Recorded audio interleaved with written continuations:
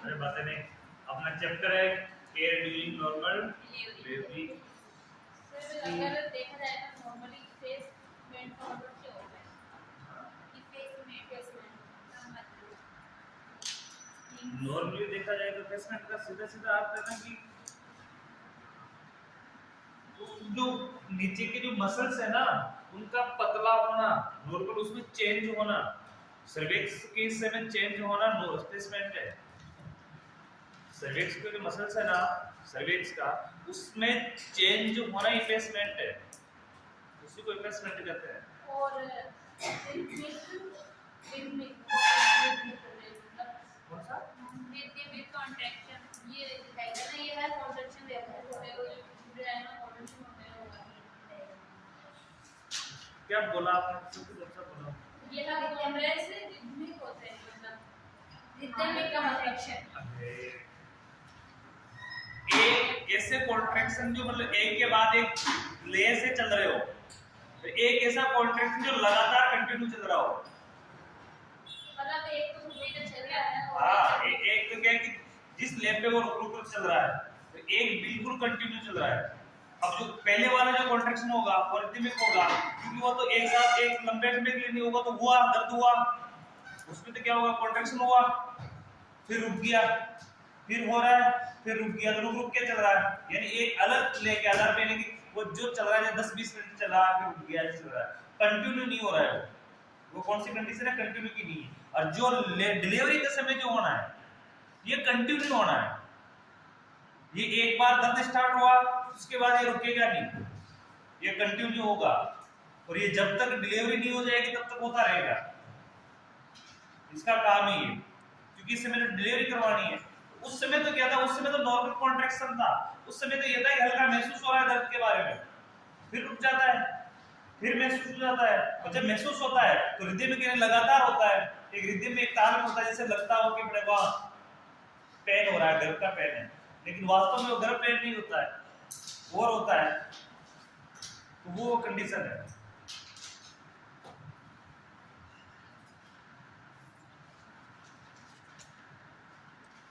इसमें back of membrane अपन ने पढ़ ली।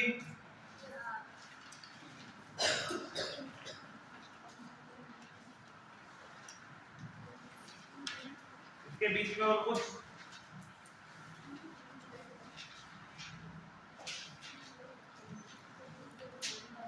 अगली हेडिंग लगाना, management of first stage of labour.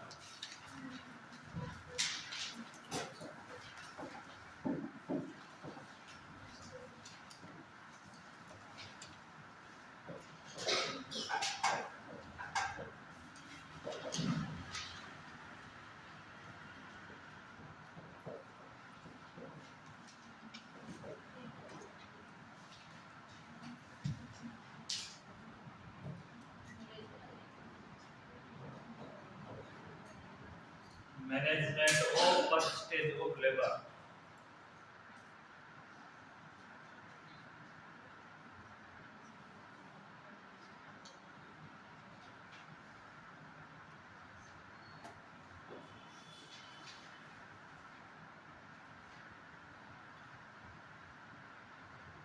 प्रसव की प्रथम अवस्था का प्रबंधन, हिंदी में क्या बोलेंगे इसको, प्रसव की प्रथम अवस्था का प्रबंधन।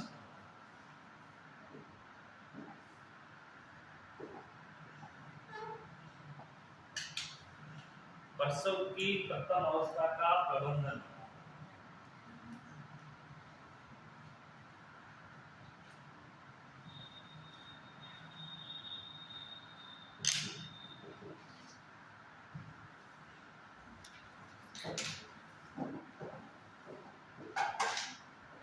इसमें फर्स्ट लिखना प्रिंसिपल,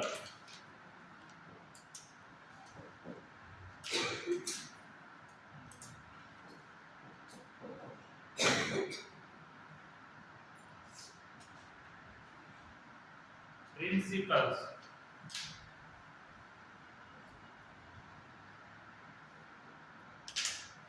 सिद्धांत।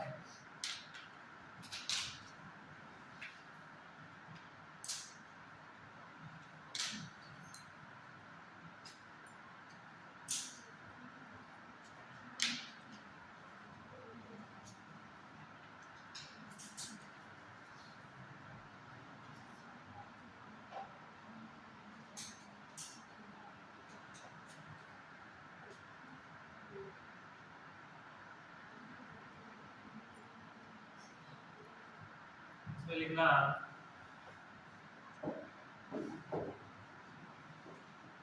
लेबर की फर्स्ट स्टेज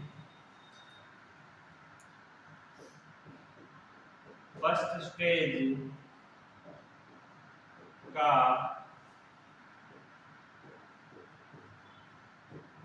मैनेजमेंट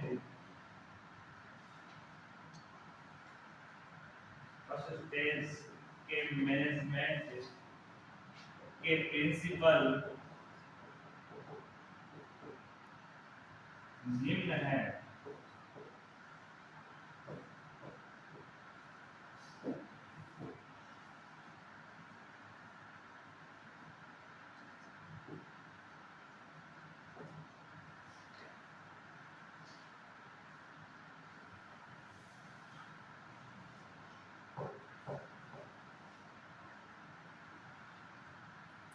फर्स्ट लिखना इसमें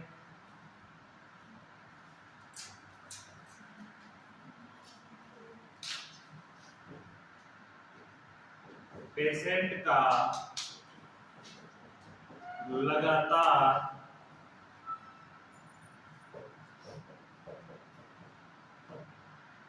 अवलोकन करना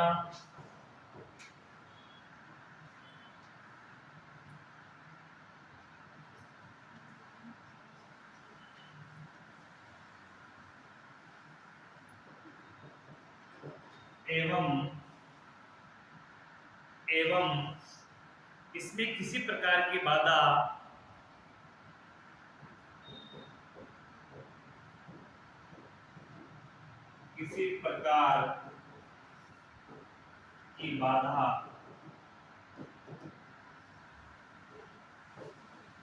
नहीं पहुंचनी चाहिए।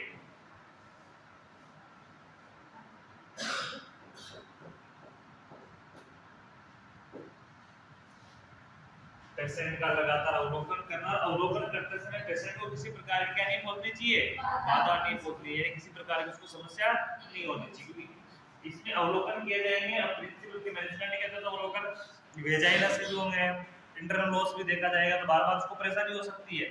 तो इस प्रकार से हमको अवलोकन करना है, इस प्रकार से देख रहे हैं कि एब्डोमिनल कैविटी को ऊपर से भी देखते हैं, इंटरनल भी देखते हैं बार बार की ओस खुला है नहीं खुला है, इंटरनल लॉस खुला है नहीं खुला है, या मुंह ओपनिंग हुआ, तो बार बार चेक करना पड़ता है।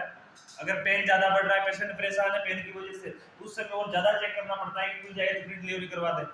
पेशेंट की रिलीफ के लिए अपन उसको संतुष्टि के लिए करना पड़ता है। तो उस समय ऐसा स्थिति नहीं कि जो अवलोकन अपन कर रहे हैं इसके साथ साथ उसको किसी प्रकार की बाधा नहीं हो, इस प्रकार से करना चाहिए। सेकेंड, फीमेल को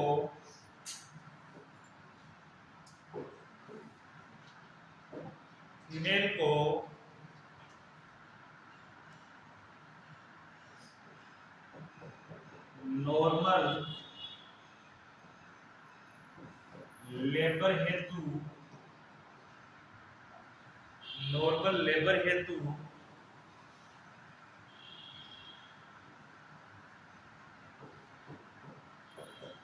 तैयार रखना,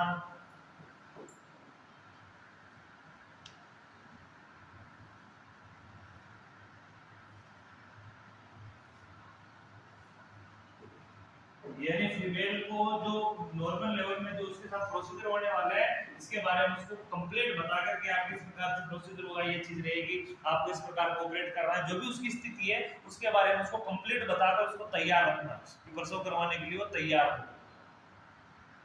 अगर फीमेल सेटिस्फाइड नहीं है और अपन प्रसव करने की कोशिश करते हैं तो उसमें बीपी लो होने के चांसेस रहते हैं या बीपी हाई होने के चांसेस रहते हैं, क्योंकि या तो उसमें हाइपरनेस हो जाएगी, उसकी गुस्से की प्रवृत्ति हो जाएगी जबरदस्ती में, या क्या हो जाएगा उसको डर अधिक हो जाएगा।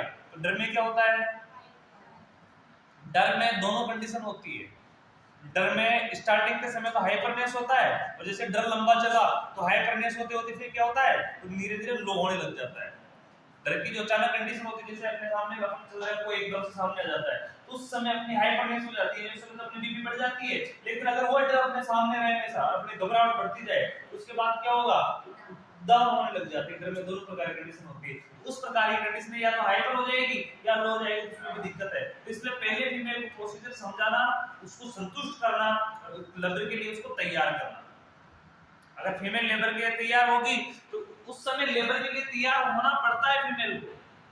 वो नहीं चाहते हुए उसको तैयार, वो खुद बोलेगी कि लेबर कर दो, क्योंकि पेन होगा, लेबर पेन है। और पेन तो क्या है कि जैसे आप एक मान के चलो आपको एक फुंसी है, छोटी सी फुंसी है और वो हल्का सा दर्द उसमें हो रहा है, ज्यादा नहीं हो रहा, आप मानते हैं कि हल्का दर्द हो रहा है, लेकिन वही दर्द अपने लंबे समय से हो रहा है, 12 घंटे 13 घंटे 14 घंटे से, तो वही दर्द अपने क्या लगने लग जाएगा, भारी लगने लग जाएगा। और वे क्या हो जाएगी, उसके प्रति अपने क्या हो जाएंगे, चिड़चिड़े हो जाएंगे, क्योंकि दर्द लगातार हो रहा है। अब ये फीमेल के साथ दर्द तो ज्यादा नहीं है उसका, लेबर पेन को ऐसा नहीं होता कि इसको सहन ही नहीं कर सकते अपन, लेकिन वही पेन कंटिन्यू उसको 10-12 घंटे से हो रहा है, तो लास्ट में तो वो सोचेगी कि डिलीवरी करवाओ, इस तरह से तो अच्छा है। इसलिए वो लेबर के लिए ऑटोमेटिक राजी हो जाती है, ऑटोमेटिक तैयार हो जाती है, लेकिन फिर भी उसको संतुष्टिपूर्वक तैयार करना। ठीक है, अगला देखना थर्ड,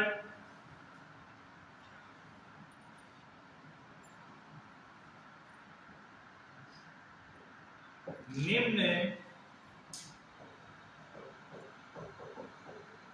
मॉनिटरिंग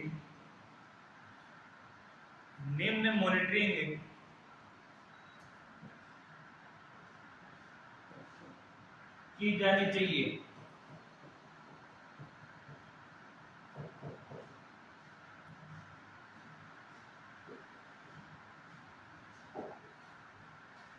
निम्न मॉनिटरिंग की जानी चाहिए। निम्न मॉनिटरिंग में कौन कौन सी है, बस लिखना,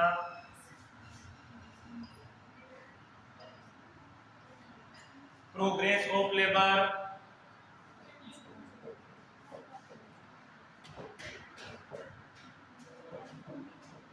प्रोग्रेस ऑफ लेबर, सेकंड लिखना मैटरनल कंडीशन,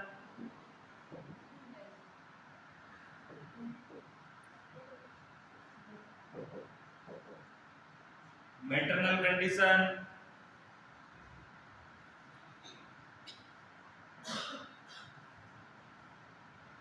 थर्ड लिखना fetal condition,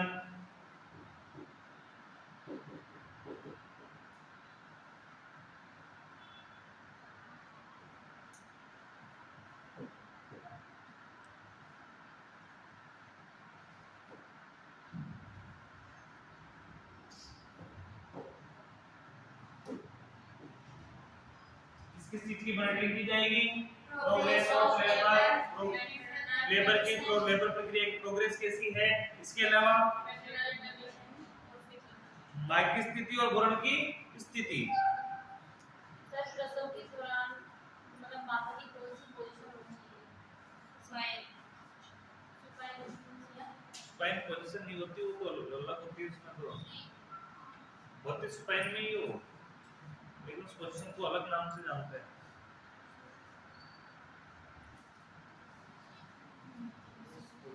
उसमें जब पैर ऊपर करवाते हैं ना, स्टैंड पे रखते हैं, वो पोजीशन को अलग नाम से लेबर के हिसाब से जानते हैं, उस नाम ही अलग ही उसका ऐसा है। आगे देखिए चौथा, किसी प्रकार की जटिलता का शीघ्रतम पता लगाना,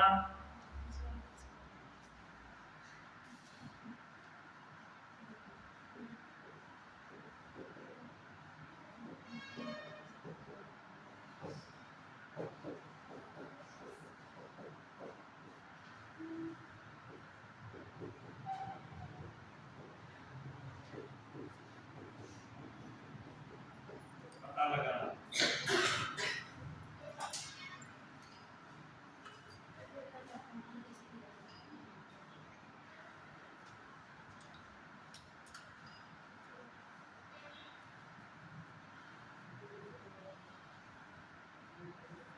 तो सिद्धांत तो कौन कौन से हो गए अपने, पेशेंट का लगातार अवलोकन करना और किसी प्रकार की बाधा नहीं होनी चाहिए, फीमेल को नॉर्मल टेम्परेचर तैयार करना, नीट मॉनिटरिंग करना चाहिए, progress of labour, maternal and foetal condition और किसी प्रकार की जटिल पेशेंट का तो बताना। हेडिंग लगाओ मैनेजमेंट।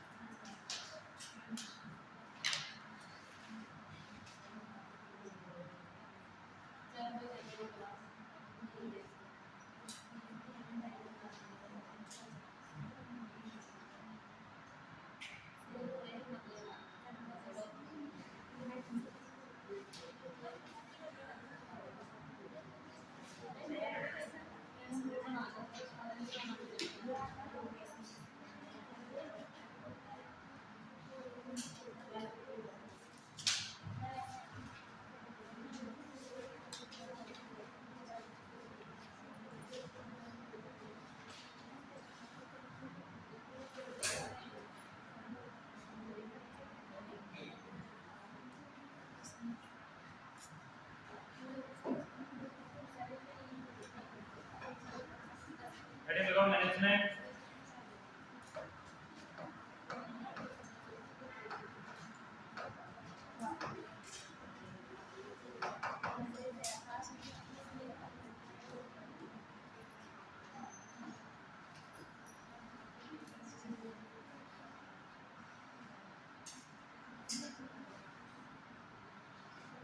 वैसे अपन पेशेंट तो लेटा सीधा होता तो उसमें पोजीशन ही होती है। नहीं होती तो सुपारी लेकिन अलग ही होती है। हाँ उसका नाम कुछ अलग है, नहीं तो सीधा लेटा होता है पेशेंट तो पोजीशन तो वही है, सिर्फ उसका क्या कि पैर ऊपर रखते हैं वो तो लेबर वाली कंडीशन, तो उसका एक अलग से नाम आता है, वो तो जैसे पढ़ते पढ़ते अपने इसमें आ ही जाना है पोजीशन में, नहीं आया तो फिर तो पता ही नहीं, लेकिन होती है उसे सुपाई नहीं हो। जैसे कि सुपारी सीधे और कौन सी पोजीशन होती है, इंटरवर्ट वाली या फिर नहीं लेफ्ट लेटरल ये नहीं होती उसमें। नहीं पर लेकिन पोजीशन का नाम तो है पोजीशन तो बहुत सारी होती है, 10-12 पोजीशन होती है, शायद एट फर्स्ट होता है इसका नाम, लेकिन और जो भी सामने आ जाएगा अभी वो याद होगा लेकिन अभी दिमाग में नहीं आ रहा है। कौन सी? नहीं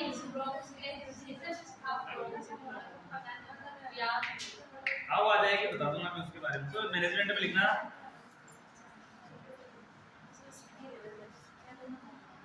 इसमें मैनेजमेंट में फर्स्ट लिखना सर्वप्रथम क्या करना है, तो फर्स्ट लिखना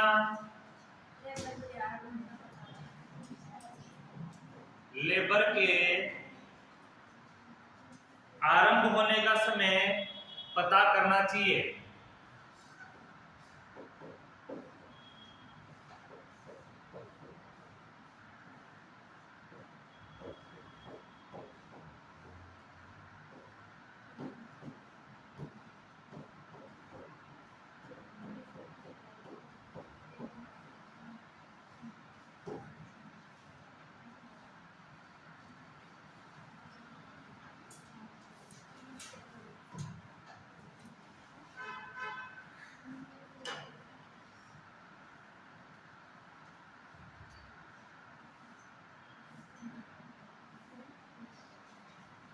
वेजाइना में से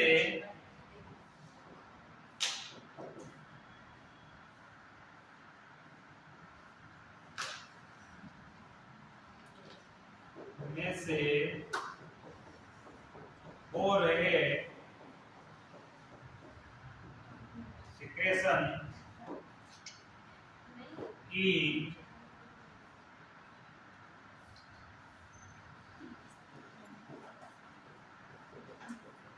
amniotic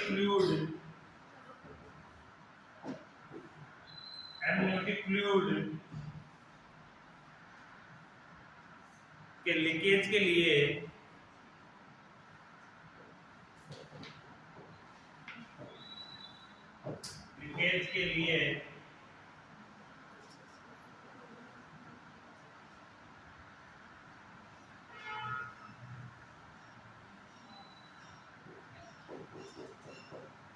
जांच करनी चाहिए।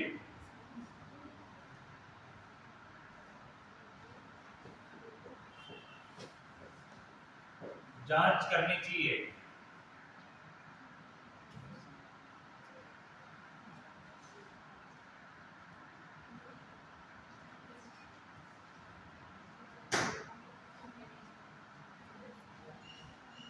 बच्चों की प्रक्रिया देखो कम से कम 3 पेज में आनी है। मैनेजमेंट इतना बड़ा है। थर्ड लिखना,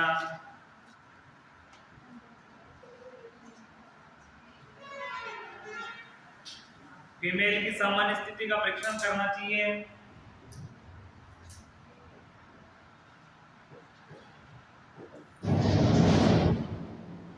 सामान्य कंडीशन का परीक्षण करना चाहिए।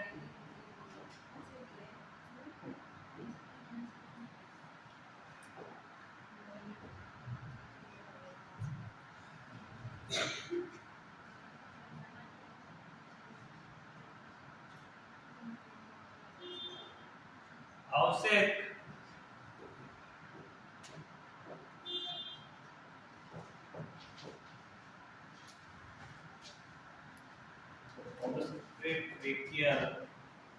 एग्जामिनेशन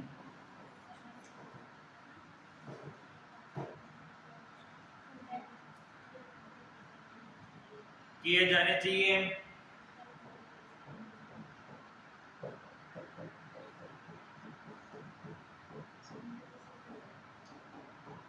और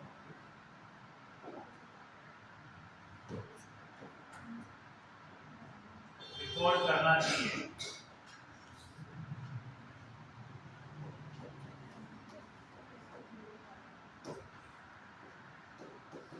जैसे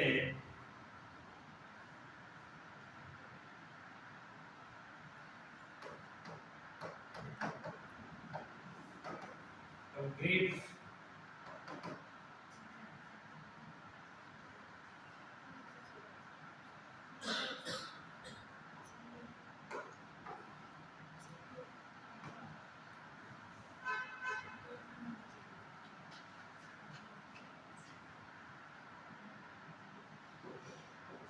इससे फीटस की स्थिति का पता लगाया जा सकता है।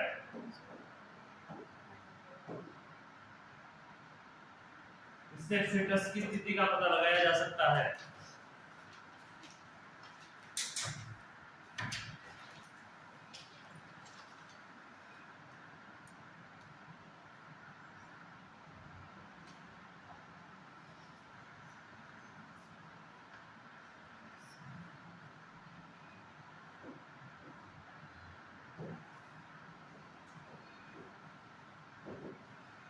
वेजाइनल एग्जामिनेशन करना एवं नोट करना। जो एग्जामिनेशन कर रहे हो उनको क्या करना है? नोट करना, लिखना।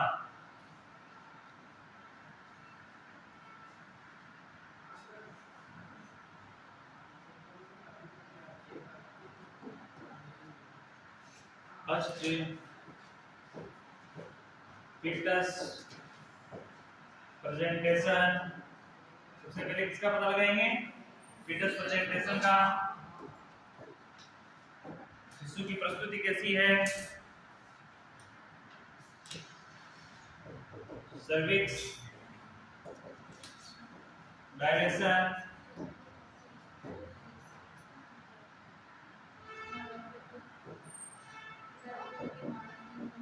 रप्चर ऑफ मेम्ब्रेन,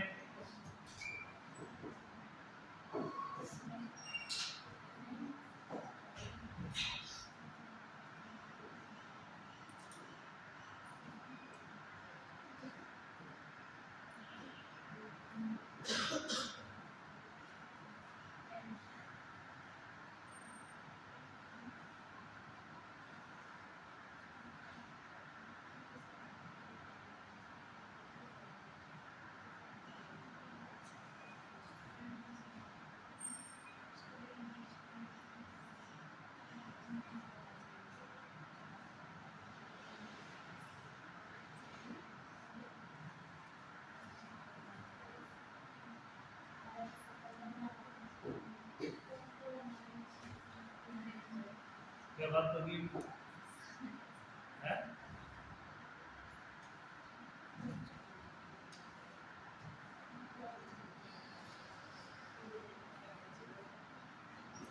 एक चीज और बता दूं मैं, ध्यान से सुनना। ये जो मैनेजमेंट पढ़ रहे हो ना, ये मैनेजमेंट पढ़ने में तो आपको ऐसे लगेगा कि ये चीजें अपने को आती है, क्योंकि अपने को जानते हैं कि बेजाइन एग्जामिनेशन क्या होता है, तो अपन देखेंगे फिल्म प्रेजेंटेशन चेक करेंगे, ये चीजें आपको ऐसा लगेगा कि उसने पढ़ रखा है उसको ऐसे लिखने पड़ेगा। लेकिन अगर ये एग्जाम में आ जाता है तो ये सबसे कठिन यही होता है। इजी भी है, आपको आ रहा होता है, लेकिन आने के बावजूद इसको नहीं लिख पाते हो आप। ये नहीं कि आपको नहीं आता है, आपको ये पूरा याद है, लेकिन लिख फिर भी नहीं पाओगे। क्यों? क्योंकि ये प्रोसीजर की प्रक्रिया है। क्या है? प्रक्रिया है। अब प्रक्रिया में प्रक्रिया स्टार्ट होती है ना, तो स्टार्टिंग से एंड तक लिखी जाती है प्रक्रिया। जो स्टार्ट मैनेजमेंट में क्या कर रहे हैं, प्रोसीजर ही कर रहे हैं। प्रोसीजर में जहां से अपने प्रोसीजर आरंभ किया है, सबसे पहले उस चीज का वर्णन करना है, और वहां से लेकर जहां तक अपने प्रोसीजर खत्म किया है, लास्ट में अपने को खत्म लिखना है। अब इसके बीच वाले जो पॉइंट है अपन ने ऊपर नीचे कर दिए, जैसे यहाँ वाले को यहाँ लिख दिया, यहाँ वाले को यहाँ लिख दिया, तो क्या हो जाएगा? सारे गलत हो जाएगा। और भाई जो प्रोसीजर अपने को पहले करना है, अगर वो अपन बाद में लिखते हैं और बाद वाले को अपन पहले लिख देते हैं, तो ये क्या हो जाएगा? सारा गलत हो जाएगा। तो हमेशा प्रोसीजर नियमित होते हैं, स्टेप बाय स्टेप होते हैं। सबसे पहले आपने क्या किया, उसके बाद आप क्या कर रहे हो, फिर उसके बाद आप क्या कर रहे हो, वो सारी चीजें सीक्वेंस में आती है। ऐसा नहीं कि डिलीवरी बाद में कर दो, पार्ट को पहले कर दो। पार्टोग्राफ तो पहले कंप्लीट कर दो, डिलीवरी बाद में होती रहेगी। डिलीवरी कब होगी? डिलीवरी के बाद पार्ट उसको भरा जाएगा, पार्टोग्राफ जो होता है वो भरा जाएगा। तो हर चीज नियम से होगी, इसलिए आते हुए भी नहीं लिख पाओगे। इसलिए अगर मैनेजमेंट को समझना है तो अपने आप को दिमाग में कल्पना चलती रहनी चाहिए, अपने पीछे दिमाग में ऐसी कल्पना चलती रहनी चाहिए कि मैंने ये अपन ने पढ़ा है एक बार, ये चीज अपन ने एक बार पढ़ी है, पढ़ने के बाद अपने को अनुभव होता है कि क्या क्या होता है। आपने काम नहीं किया, मैं मानता हूं कि आप लेबर रूम में नहीं गए, आपने ऐसा काम नहीं किया, आप क्या होना था क्या नहीं होना था वो आपने नहीं देखा है, लेकिन पढ़ाई तो की उसके बारे में, तो ये तो पता है कि होता क्या है। तो उस चीज को इमेजिन करो, इमेजिन करके अपने खुद के दिमाग में लोड लगाओ कि अपने को पहले करना क्या चाहिए। तो जैसे जैसे सोचते जाएंगे और अपन अपने माइंड से करते जाएंगे, अपने को ये भी करना चाहिए, ये भी करना चाहिए, ये भी करना चाहिए, सीक्वेंस में ऑटोमेटिक स्टेप बाय स्टेप आते जाते हैं। और पढ़ने के आधार पर कि अपने ये भी पढ़ा था, ये पॉइंट भी आया था, फिर जो याद आया वही लिखोगे। याद की साबिती ऊपर नीचे हो जाएंगे। और अगर एग्जामिनर चेक करे या नहीं करे, अगर उसने चेक कर लिया ऊपर नीचे हो गया तो सारा ही हो गया। वो बोलते हैं ना अपने कहावत में, खीर कड्डी साथ में करना, वो वाला सिस्टम हो गया। फिर ये सारे मिक्स हो गए। अपने को क्या मिक्स नहीं करना है, खीर काटो वाला नहीं करना है, क्या करना है? अलग अलग रखना है इनको सीक्वेंस में, इसलिए तरीके से जमाना है। ठीक है, तो इसमें लिखना आगे।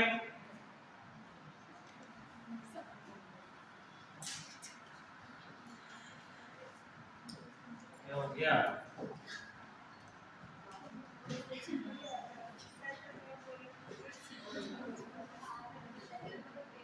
फीमेल द्वारा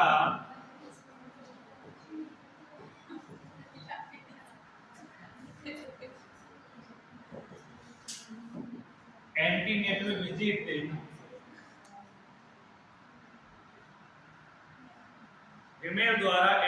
विजिट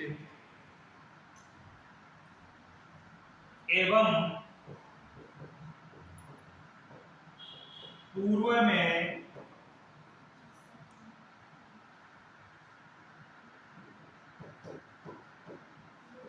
लिए गए ड्रग या ली गई दवाइयां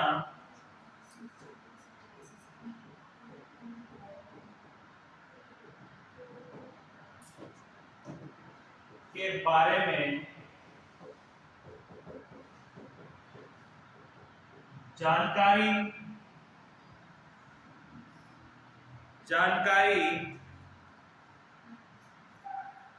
एकत्रित करना।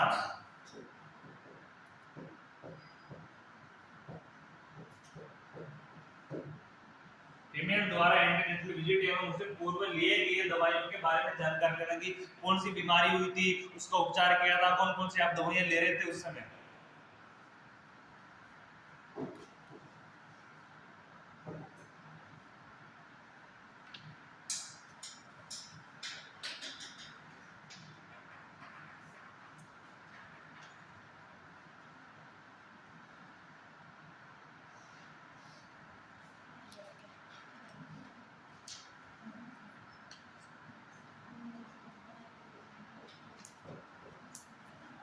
फीमेल का सतत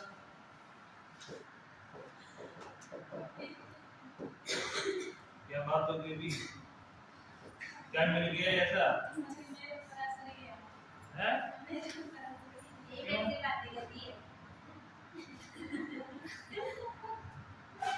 आपकी शक्ल सूरत ऐसी तो नहीं लग रही मुझे, किसने का मन कर रहा हो?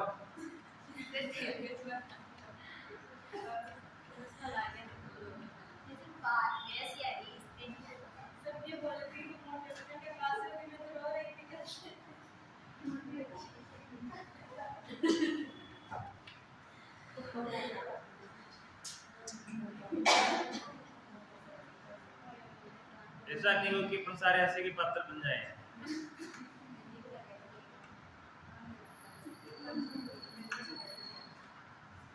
ठीक है ना? इसमें लिखना फीमेल का सतत अवलोकन करना,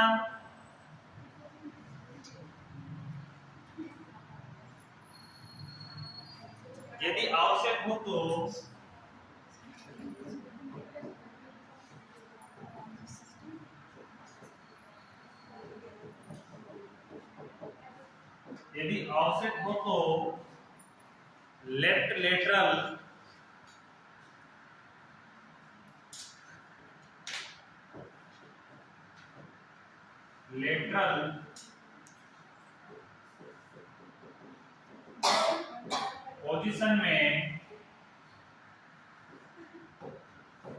लेफ्ट लेटरल पोजीशन में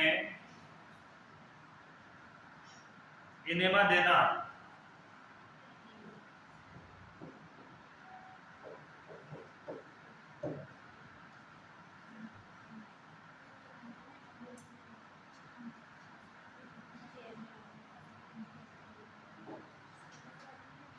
एनेमा देने के लिए लेफ्ट लेटरल पोजीशन क्यों होनी चाहिए?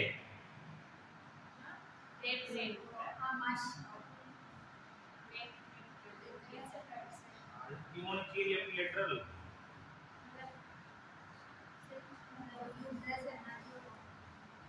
एनेमा से यूट्रस का क्या संबंध है? बीच में यूट्रस तो बीच में रहेगा तो सर उसमें है नहीं मतलब एक करने देखो। अरे भाई यूट्रस से तो कुछ संबंध ही नहीं है एनीमिया का। वो नहीं है सर, तो प्रेशर की वजह से किसी कारण रीजन हो गई। अरे रेक्टम की स्थिति कौन सी है? अपनी बॉडी में रेक्टम कौन साइड में है?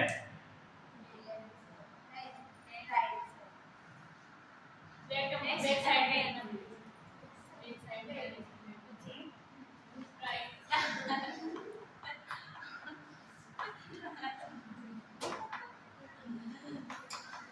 अपने हार्ट की पोजीशन कौन सी है? मतलब है तो सेंटर में लेकिन ज्यादा झुकाव हो जाए। लेफ्ट में है।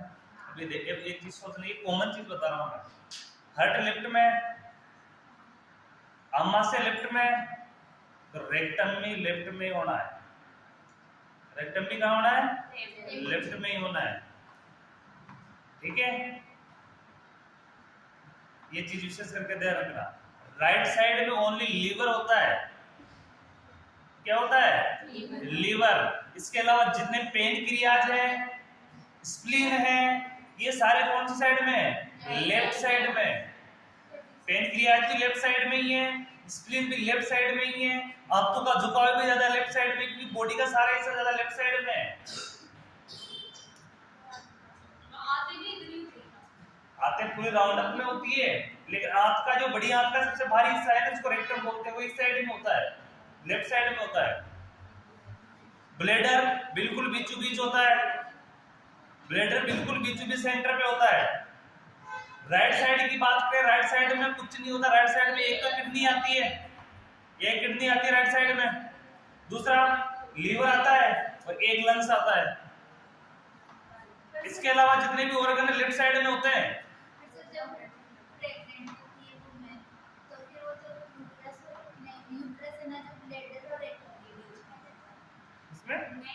दोनों के बीच में होता है ना यूट्रस।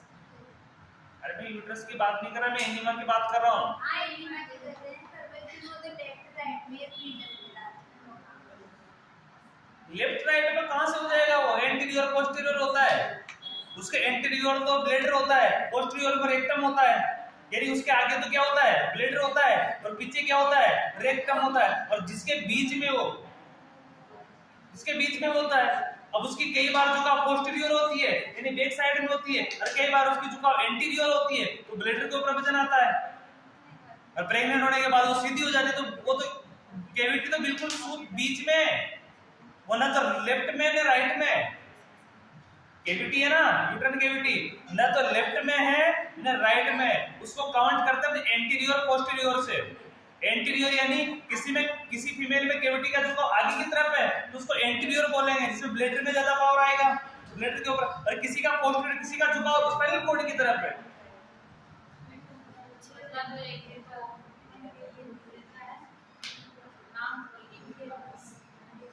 है ना। दूसरी कंडीशन कि रेक्टम, अरे आपके किस चीज की डिस्कस हो रही है, क्या समझाना चाह रहे हो?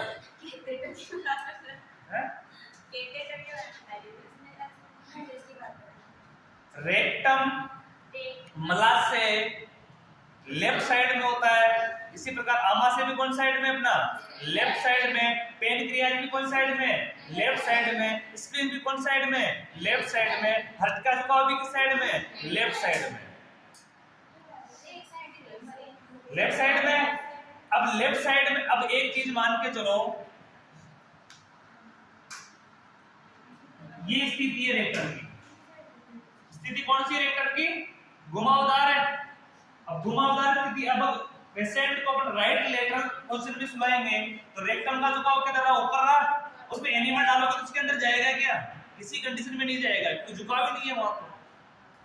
इसलिए पेशेंट को कौन सी पोजीशन में लेटाते हैं, लेफ्ट लेटरल में, कि एनएस के द्वारा जो एनिमा डाला जाए, इसको लेफ्ट लेटरल में दिया तो एनएस के आकार क्या जाएगा, इस प्रकार से आ जाएगा, नीचे आ जाएगा ना। तो यहाँ से एनिमा देंगे अपन एनएस से, तो आराम से एनिमा इसके अंदर आएगा कि नहीं आएगा, इसलिए उसको लेफ्ट लेटरल पोजीशन देते हैं। कौन सी पोजीशन देते हैं, लेफ्ट लेटरल। अगर इसको राइट लेटरल में सुनाया तो एनिमा इस प्रकार से हो जाएगा ऊपर, एनएस यहाँ रहेगा तो ऊपर जाएगा एनिमा, किसी कंडीशन में नहीं जाएगा। और सीधी कंडीशन में रखेंगे तो जाएगा ही नहीं, बस सीधी कंडीशन में रखेंगे तो जाएगा नहीं, तो प्रेशर नहीं बनेगा। इसके लिए पेशेंट को एनिमा देने के लिए कौन सी पोजीशन में रखते हैं, लेफ्ट लेटरल में। कौन सी में रखते हैं, लेफ्ट लेटरल में। ये मिनिमम छोटी छोटी बातें का ध्यान रखो।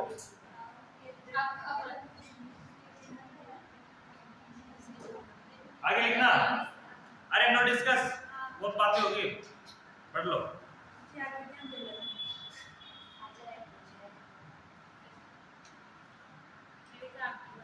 फीमेल की संपूर्ण देखभाल करनी चाहिए,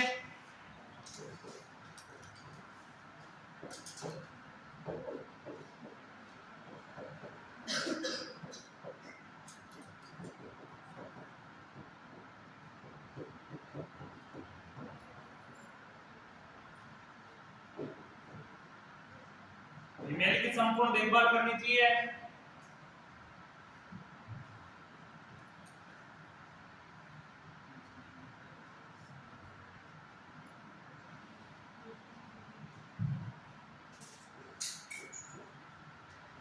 फीमेल को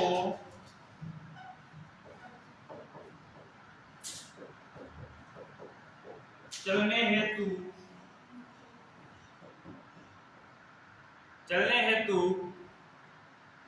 एम्बुलेशन यानी प्रोक्साइड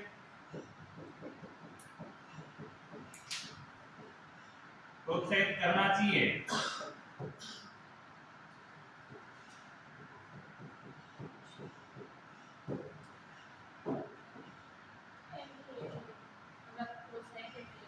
हाँ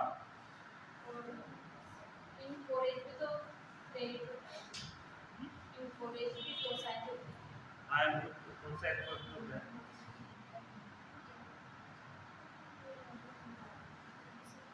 तो लिखना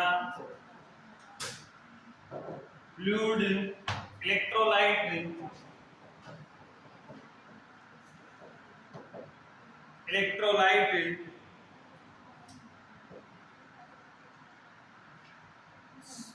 संतुलन बनाए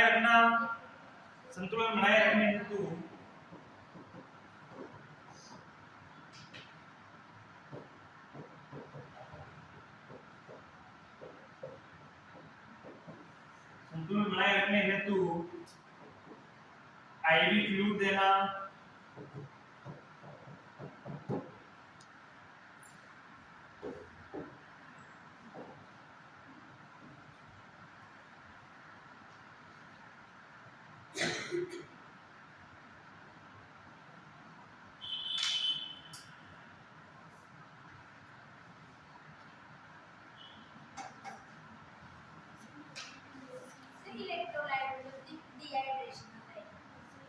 और डिहाइड्रेशन की वजह से इलेक्ट्रोलाइट और थायरोइड की कमी से तो डिहाइड्रेशन होता है। हाँ इलेक्ट्रोलाइट फ्लूइड कौन सा है? अपनी जो कोशिका की जो बाह्य मेम्ब्रेन होती है, उस मेम्ब्रेन में जो भरा हुआ फ्लूइड होता है, कोशिकाओं के जो गैप में स्पेस में भरा हुआ जो फ्लूइड होता है, वो तो इलेक्ट्रोलाइट फ्लूइड होता है। और जब इलेक्ट्रोलाइट फ्लूइड की कमी आ जाती है तो वही डिहाइड्रेशन होता है। अपन पीने के पानी की कमी की वजह से डिहाइड्रेशन नहीं होता है। कोशिका में सेलुलर फ्लूइड पाया जाता है, कोशिका फ्लूइड पाया जाता है तो कौन सा बोलता है? Cellular fluid. और सेलुलर फ्लूइड इलेक्ट्रोलाइट फ्लूइड ही होता है।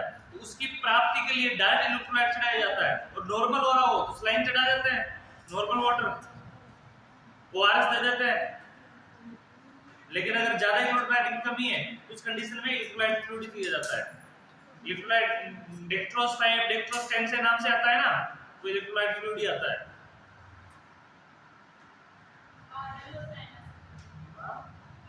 आरएल में इलेक्ट्रोलाइट आता है, आरएल में नॉर्मल स्लाइन में भी आता है इलेक्ट्रोलाइट। ग्लूकोज है लेकिन इलेक्ट्रोलाइट सब में आता है, उसमें ग्लूकोज में भी इलेक्ट्रोलाइट आएगा। ये तो जितने भी आईवी चढ़ाओगे ना आप, जितने भी फ्लूइड दोगे, इलेक्ट्रोलाइट फ्लूइड तो सब में आता है, सभी में काम आएगा ये।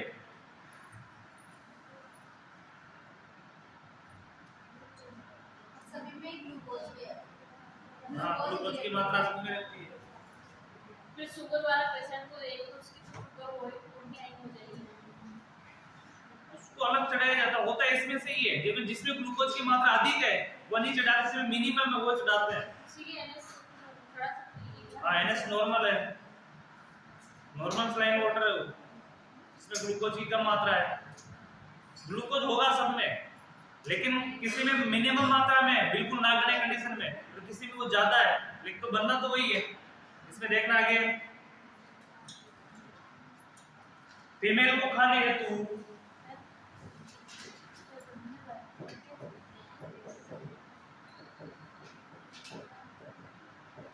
खाने हेतु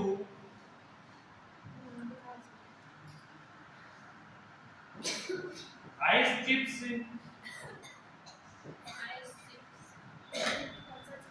फ्रूट जूस,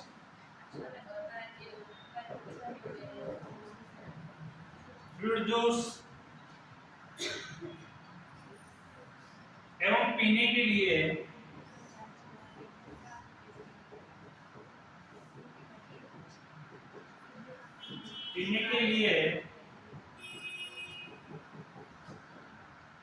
नॉर्मल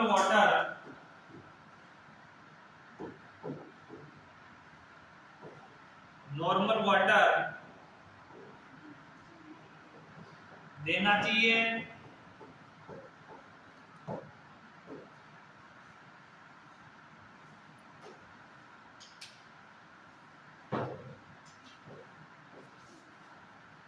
फीमेल को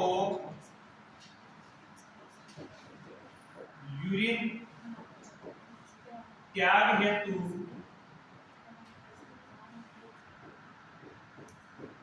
कहना चाहिए, इसमें आवाज नहीं आती आती, बहुत देर हो गई आपको चुप करते हुए। नहीं, नॉलेज नहीं, खुद तक रखो, और जब नॉलेज देंगे तो सभी को तो सामने आ जाओ। को ऋषि के मंत्र सुनाओगे तो ये फिर आपसे बारी होगी, तो एक एक मंत्र नहीं सुनाने, सुनाओ तो सभी को बराबर सुनाओ।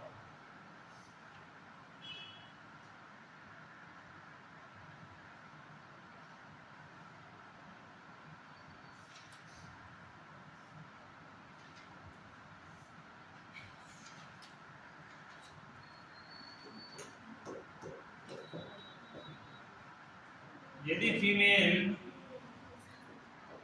यूरिनेशन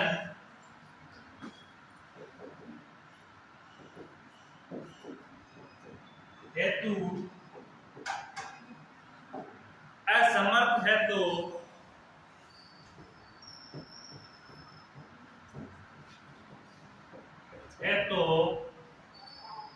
असमर्थ है तो कैथेटर का उपयोग करना, कैथेटर का उपयोग करना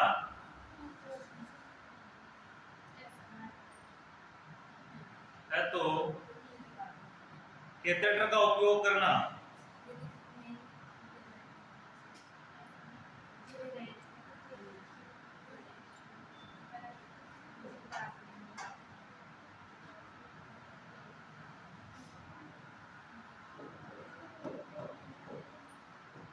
यदि फीमेल को अधिक पेन है तो, यानी अधिक दर्द है तो एनाल्जेसिक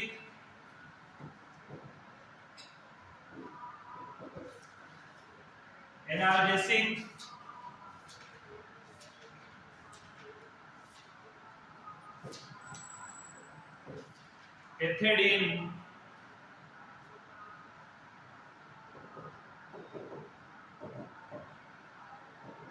50 से 100 mg आयन देना।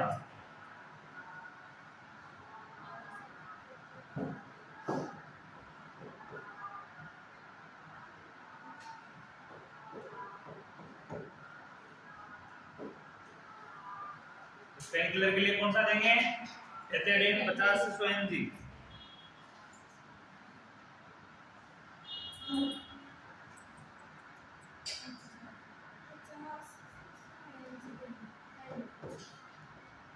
लेबर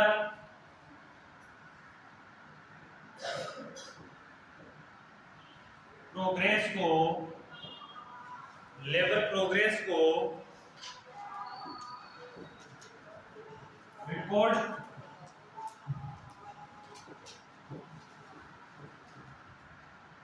करने हेतु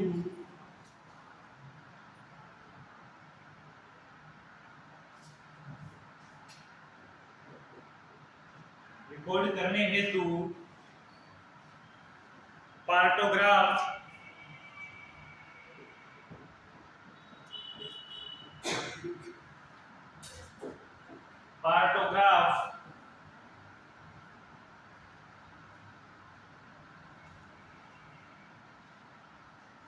बनना चाहिए।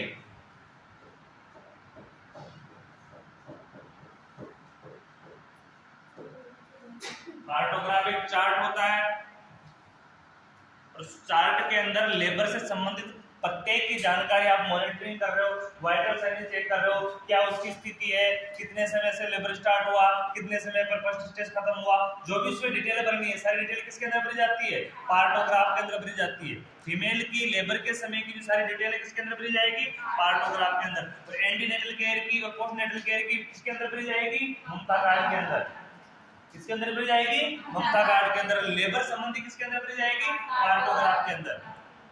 किसके अंदर भरी जाएगी? पार्टोग्राफ के अंदर। और पार्टोग्राफ जो फॉर्म का जो फर्स्ट पेज होता है वही एडमिशन कार्ड है और वही छुट्टी कार्ड होता है।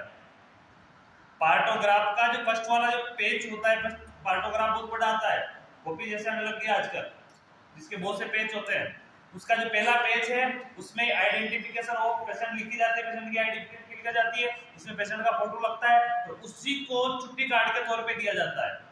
और बच्चे को लेबर संबंधी प्रमाण पत्र की जरूरत होती है किसी भी चीज की, तो वही काम आता है, जैसे नामकरण के लिए, नाम लिखवाने के लिए, वो जो भी काम आएगा वो काम, उसमें बच्चे की डिटेल सारी भरी होती है, माता और बच्चे की दोनों की भरी होती है। एक्यूपेशन तक भरा होता है व्यवसाय समेत माता पिता का, कि क्या करते हैं क्या नहीं करते, सारी चीज उसके अंदर होती है।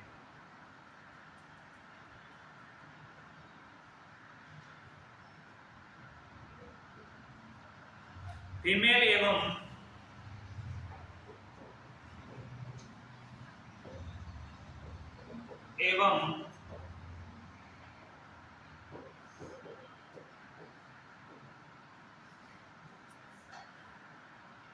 फीमेल एवं उसके संबंधी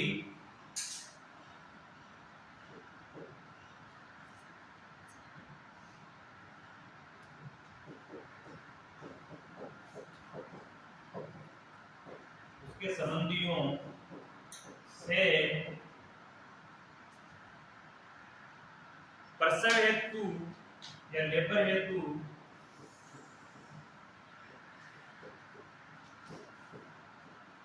सहमति पत्र लिखवाना चाहिए।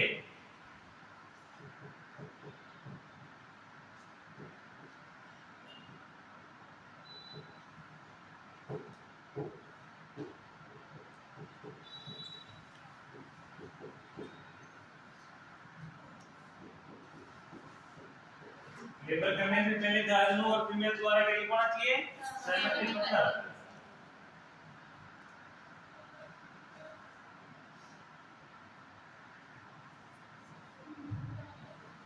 फीमेल के प्रेग्नेंट वुमन के जेनाइटल, अरे बातें नहीं, जेनाइटल ऑर्गन या जेनाइटल क्षेत्र की सेविंग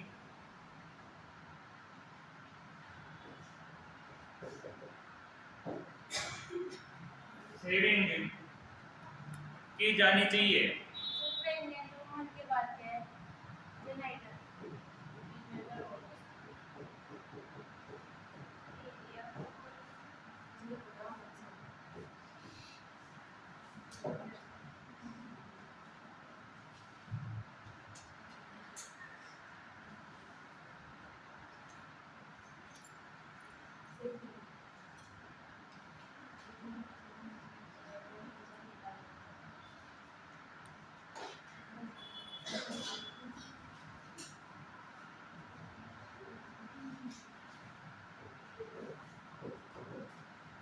पेशेंट का ब्लड ग्रुप पता करना, जरूरत हो तो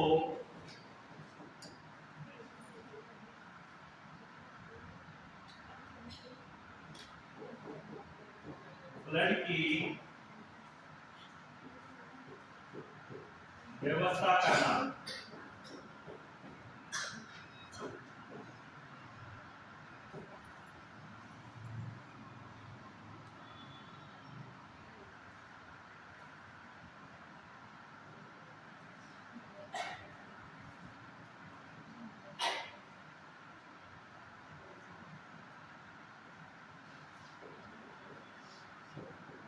लेबर ड्रग किट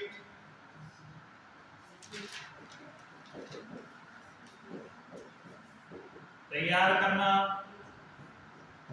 कौन कौन सा ड्रग किट चाहिए लेबर के समय वो सारा तैयार करना, क्या क्या दवाइयां चाहिए।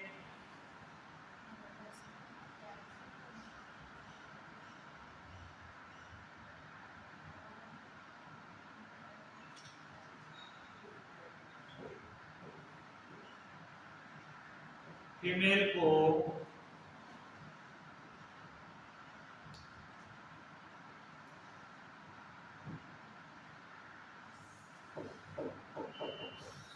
होना देना।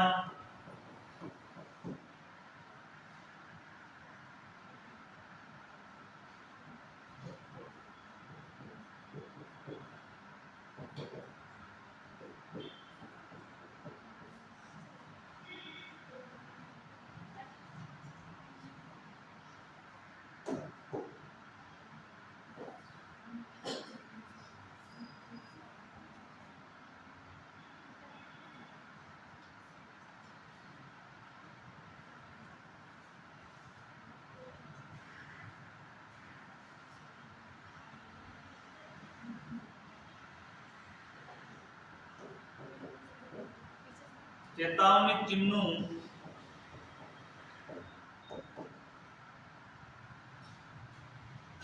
का शीघ्र पता लगाना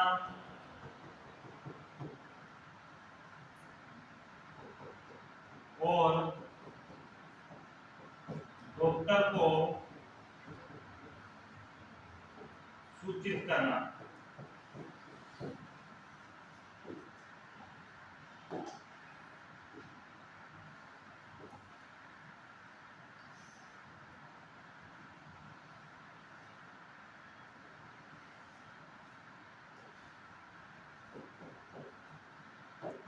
सर्विक्स डायलेशन के प्रोग्रेस को नियमित यानी लगातार रिकॉर्ड करना।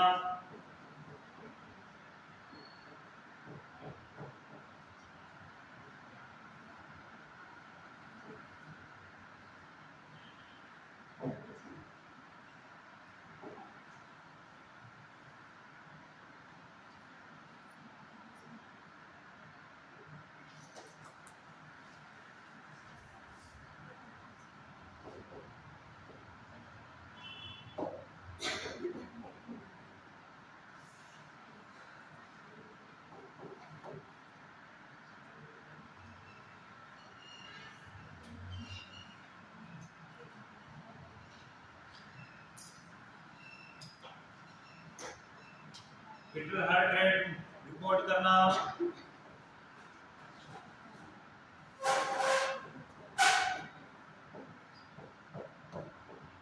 फिटर हार्ट रेट रिकॉर्ड करना।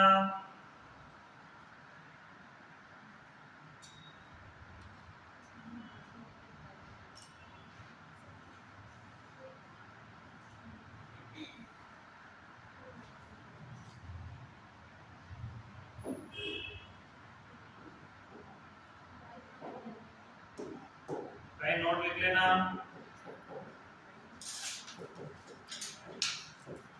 फिटस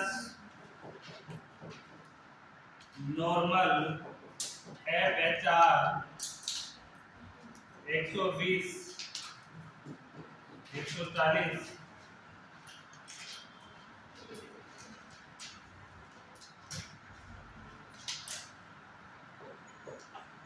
बीट प्रति मिनट होती है।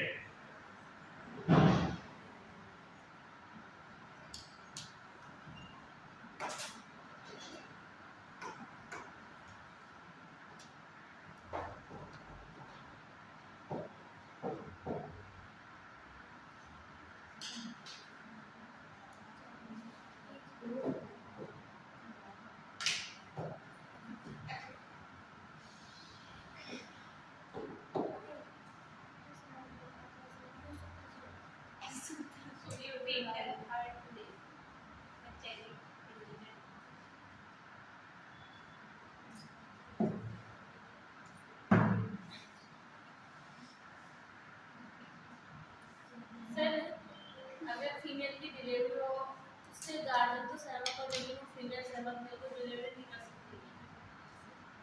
नहीं, सहमत होने के चांसेस नहीं होते। ऐसे सहमत नहीं होने के चांसेस कहाँ होने चाहिए? नहीं, फिर भी बता रहे हो कि नहीं कर सकते कैसे? हाँ? नहीं ऐसे नहीं कर सकते। जैसे फीमेल बोल, अरे फीमेल तो पेशेंट है, उसको तो पता है कि प्रोसीजर होना ही होना है, लेकिन वो जैसे नॉर्मल डिलीवरी के लिए सहमत नहीं हो तो सिजेरियन करो। तो नहीं होगी, नहीं करना है। अगर वो खुद बोलती है कि नहीं सीजर नहीं होना चाहिए तो सीजर में करना है। उसको बोल दिया जाए कि आपके ऐसे कॉम्प्लिकेशन है, नॉर्मल डिलीवरी में दिक्कत आ सकती है, और वो मना कर देती है कि नॉर्मल डिलीवरी नहीं करनी है, वो लिखित में नहीं देती नॉर्मल डिलीवरी के बारे में, वो बोलती है कि सीजर नहीं होना चाहिए तो सीजर नहीं होगा। प्रोसीजर तो होगा, प्रोसीजर तो होगा, क्योंकि वो खुद पेशेंट है। प्रोसीजर नहीं करवाएगी तो क्या करवाएगी? मरना थोड़ी है उसको भाई। जो डिलीवरी लेबर तो टाइम है, लेबर टाइम हो गया तो फीमेल को लेबर तो करवाना ही पड़ेगा। पेशेंट वो नहीं रोक सकती, उसको किसी भी स्थिति में कंट्रोल नहीं कर सकती।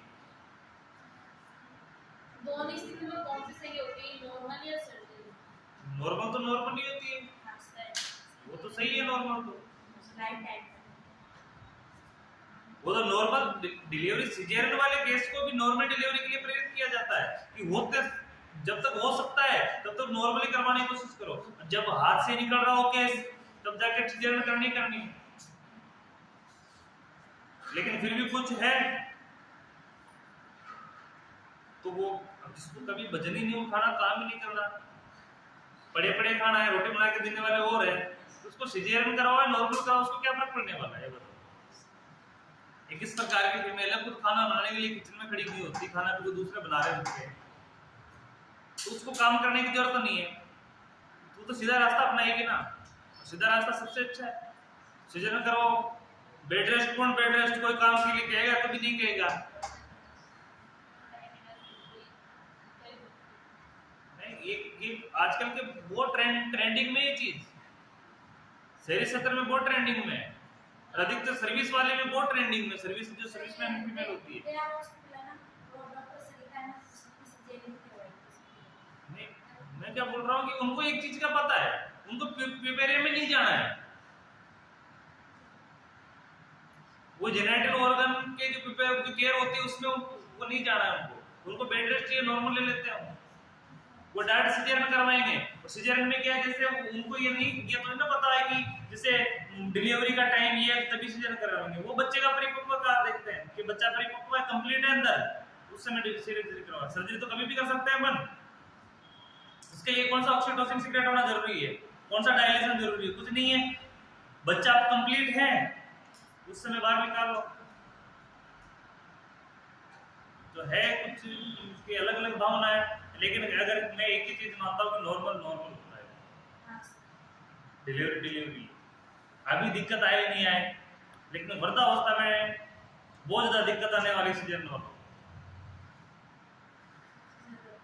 उस समय दिक्कत ज्यादा आती है। अभी तो चलो एडल्ट में तो अपने मसल्स इतने बॉडी में हर चीज का न्यूट्रिशन है, उस वृद्धावस्था में न्यूट्रिशन लेने के बावजूद आपकी बॉडी मेंटेन नहीं रहेगी, बॉडी स्ट्रेन होती जाती है, क्योंकि बॉडी का एंड आ जाता है, वृद्धावस्था उसी को बोलेंगे, और उसके अंदर ये चीजें ज्यादा दिक्कतदायक होती है। फिर वो इधर दर्द हो रहा है, इधर दर्द हो रहा है, ऐसे ही हो रहा है, ऐसे गठान बन गई, ऐसे ये बन गया, ये कैंसर बन गया, वो उनमें चलता रहता है। वो देखिए जैसे बहुत से लोग क्या करते हैं, जैसे हड्डी फ्रैक्चर हो गई, हड्डी फ्रैक्चर में स्टील वाली प्लेट राड लिखवा लेते हैं, उसको राड बोलते हैं, हड्डी के लिए रखवा लेते हैं। उनका नियम ये होता है कि जैसे 6.5 महीने बाद हड्डी जैसे जॉइंट हो गई, उनका वापस सिजेरियन होकर वो निकलती है। क्या होती है? वापस सर्जरी होती है, वो निकलती है। लेकिन लोग नहीं करते वो चीज, निकलवाते नहीं है। अब जब तक अपने मसल्स मेंटेन है, नहीं जो मेन होती है वो निकालनी पड़ती है, जो टेम्परेरी आती है उनको वैसे नहीं निकालते। जो टेम्परेरी मेथड पे है ना कि कुछ समय के बाद ऑटोमेटिक रिकवर हो जाएगी, टाके लगाते हैं अंदर वो धागे जैसे, उसका कोई फर्क नहीं पड़ता है। वो टेम्परेरी मेथड, जो स्टील वाली होती है वो तो निकालनी पड़ती है। अगर उसको नहीं निकलाता है पेशेंट, उससे ना तो डॉक्टर को नुकसान है, ना किसी को नुकसान है। लेकिन जैसे जवानी में उसको कोई नुकसान नहीं होने वाला है, जब अरे बातें नहीं, जब तक अपने मसल्स कंप्लीट है, जब तक उसको कोई फर्क नहीं पड़ेगा, क्योंकि मसल उसको क्या कर लेगा, कवर कर लेगा। लेकिन एक ऐसी वृद्धावस्था का समय आएगा जिसमें मसल्स बिल्कुल गायब हो जाएंगे, ओनली पतली चिल्ली रह जाती है, हड्डियां नजर आने लग जाती है, उस समय वो बहुत परेशान करेगी, उस समय वो बहुत परेशान करेगी। और दूसरा कंडीशन कि स्टील की राड अंदर रखी हुई है और दोबारा किसी कारणवश एक्सीडेंट हो जाता है, उसी जगह पर चोट लग जाती है, तो हड्डी का जितना दर्द नहीं होता इतना उसका दर्द होगा, क्योंकि वो तो धातु है।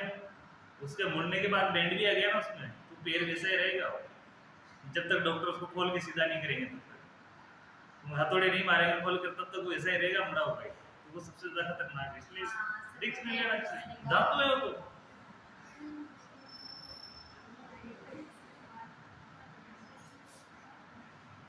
आगे देखना आप,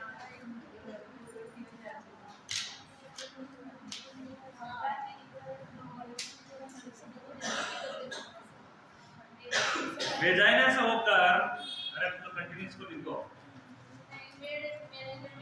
मैनेजमेंट चलेगा बहुत देर तक चलेगा, सेकंड लेवल स्टार्ट नहीं होगा तब तक चलेगा।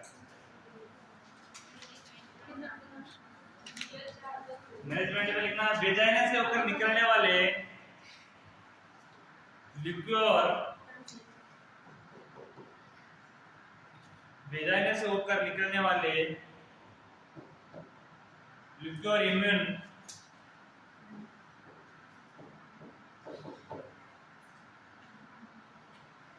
के रंग का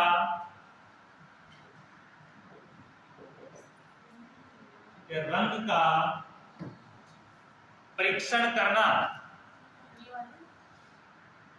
एमनियो, लिक्विड एमनियो का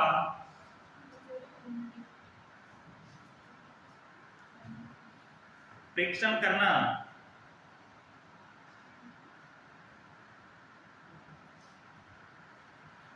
परीक्षण करना।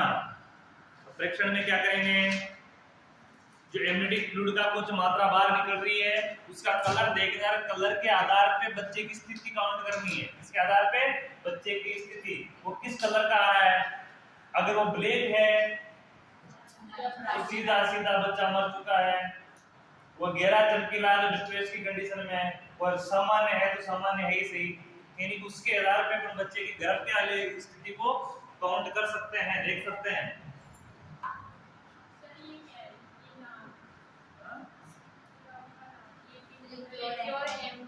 लिक्विड, इसमें ज्यादा लिक्विड एमनियोटिक बोल सकते हैं अपन, वही है एमनियोटिक फ्लूइड है, उसको लिक्विड एमनियो बोला हुआ है डायरेक्ट शॉर्ट में, उसको लिक्विड एमनियोटिक, वो लिक्विड ही होता है, एमनियोटिक फ्लूइड भी अपन उसको बोल सकते हैं, उसी का नाम है। यदि हरे रंग युक्त,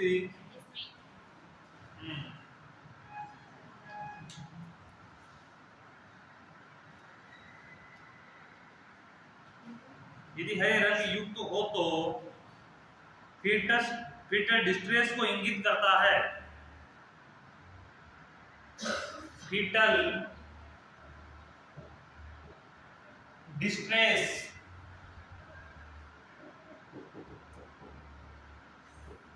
को इंगित करता है। इसको इंगित करता है फीटल डिस्ट्रेस को। फीटल डिस्ट्रेस की कंडीशन की ऐसी कंडीशन जिसमें बच्चा एक मौत से लड़ रहा है, यानी घबराहट में, और ऐसी स्थिति कब होती है, और इसका एक और मान के चलना, एमनियोटिक फ्लूइड, एमनियोटिक जो फ्लूइड है इसका रंग सामान्य अलग है, लेकिन इसका अगर नीला रंग हो रहा है, हर एक रंग का रंग हो रहा है, तो उसका सीधा सीधा कारण है कि म्यूकोनम का रंग कैसा है, ब्लैक। म्यूकोनम का रंग कैसा है, ब्लैक। और एमनियोटिक फ्लूइड क्या है, द्रव है, तो एक इस प्रकार का द्रव रंगहीन द्रव है, हल्का हल्का पीले कलर का, हल्का पीला है, ज्यादा नहीं है, रंगहीन मान सकते हैं, हल्का पीले कलर का। अगर इसके अंदर ब्लैक चीज मिला दी जाएगी तो इसका रंग कैसा हो जाएगा, गहरा नीला। और इसको एमनियोटिक फ्लूइड को अपन रंगहीन मान सकते हैं, न तो पूरा पीला होता है, बिल्कुल एक अलग प्रकार की स्ट्रक्चर होती है, ठीक है। और उस स्ट्रक्चर के अंदर अगर हम ब्लैक चीज मिला दी जाएगी तो उसका रंग कैसा हो जाएगा, गहरा नीला हो जाएगा, गहरा नीला हो जाएगा। जिसके अंदर क्या मिला हुआ है, एमनियोटिक फ्लूइड में क्या मिला हुआ है, म्यूकोनियम। ये इस बच्चे ने किसी कारणवश गर्भ के अंदर क्या पास आउट कर दिया है, म्यूकोनियम पास आउट कर दिया थे, और उसकी वजह से क्या हो गया है, एमनियोटिक फ्लूइड नीला हो गया है। और अब एमनियोटिक फ्लूइड नीला हो गया है तो बच्चे की किसकी कंडीशन है, डिस्ट्रेस की कंडीशन है। कैसी कंडीशन है, डिस्ट्रेस की कंडीशन है। दूसरी कंडीशन कि डिलीवरी के समय किसी भी कारणवश अगर बच्चे का मुंह खुल जाता है, समय से पहले, बाहर आने से पहले मुंह अंदर खुल जाता है और एमनियोटिक फ्लूइड की मात्रा अंदर चली जाती है, मुंह से एमनियोटिक फ्लूइड की मात्रा अंदर चली जाती है तो उससे बच्चे को बीमारी हो जाएगी। लंग्स के अंदर कौन चला जाएगा? एमनियोटिक फ्लूइड चला जाएगा, और एमनियोटिक फ्लूइड के अंदर क्या चला जाएगा? म्यूकेनियम चला जाएगा। वो बच्चे को वो बीमारी होगी, उसको बोलेंगे म्यूकेनियम एस्पायरेशन।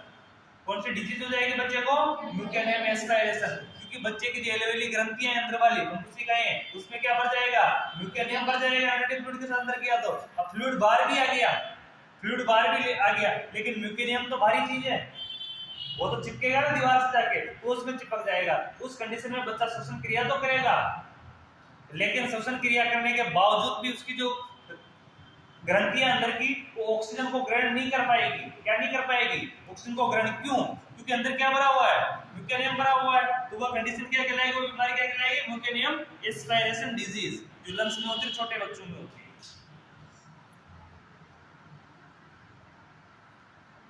आगे लिखना। इस स्थिति में तुरंत डिलीवरी करवानी चाहिए। इस स्थिति में या इस कंडीशन में तुरंत डिलीवरी करवानी चाहिए।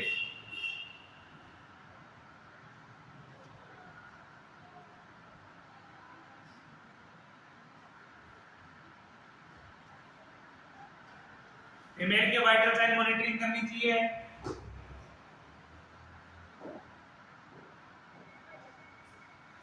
फीमेल की वाइटल साइन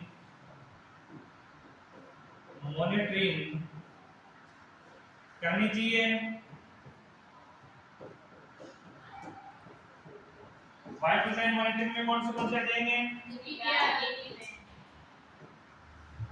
टीपीआर, बीपी।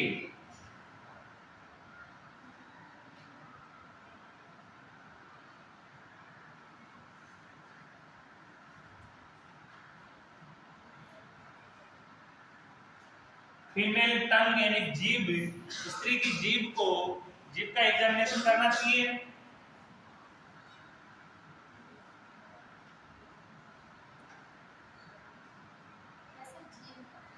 जीभ का एग्जामिनेशन करना चाहिए।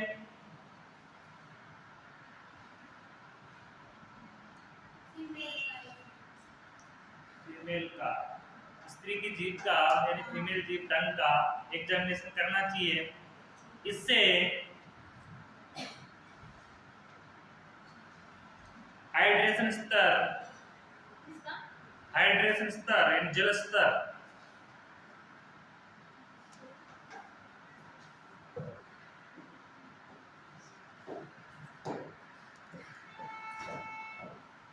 हाइड्रेशन स्तर या लेवल का पता लगाया जाता है।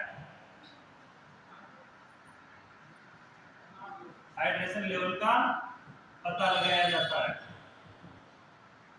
अगर फीमेल को क्या होगा? हाइड्रेशन होगा, यानी पानी की अच्छी पूर्ति होगी, तो जीभ के अंदर क्या होगा? जीभ सूखी नहीं होगी, इसमें नमी होगी। अगर फीमेल को डिहाइड्रेशन होगा तो क्या होगा? जीभ में जो लार की जो मात्रा होगी वो कैसी होगी? जाडी। कैसी होगी? भारी होगी, चिपचिपी ज्यादा होगी। और अपन भी जब प्यास लग रही होती तो अपने थूक ज्यादा नहीं हो जाता? क्या हो जाता है? और अपन को प्यास नहीं है जब तक पतले हैं, लार अपनी कैसी रहती है? पतली। तो वही कंडीशन जांच करने के लिए क्या करेंगे? हाइड्रेशन जांच करने के लिए टंग का एग्जामिनेशन करेंगे, जीभ का एग्जामिनेशन करेंगे।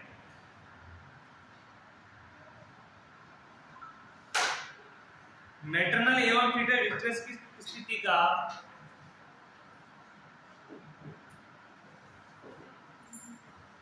मैटरनल एवं फीटस डिस्ट्रेस की कंडीशन का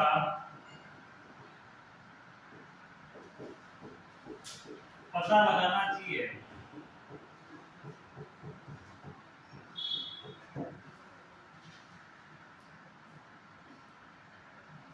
पता लगाना चाहिए।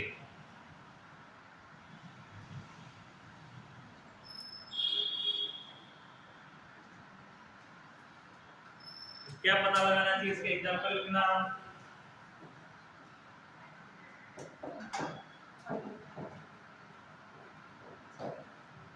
एग्जांपल में लिखना किस किस चीज का पता लगाना चाहिए।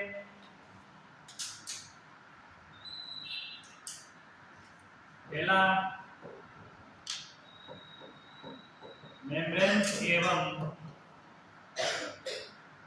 लिक्योर का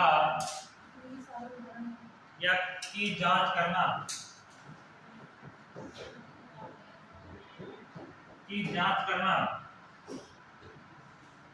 मेम्ब्रेन और उसके लिक्विड की जांच करना। किसके, एक तो लिक्विड का लेवल चेक करना और दूसरी उसकी पेडल मेम्ब्रेन है उसको चेक करना।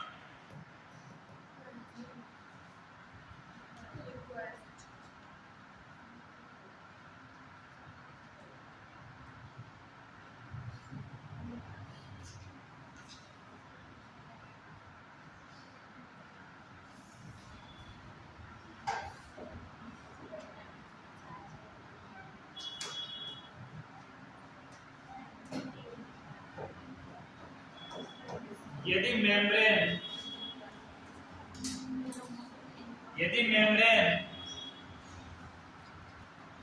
इंटेक्ट यानी संपूर्ण एवं लिक्विड एमनियो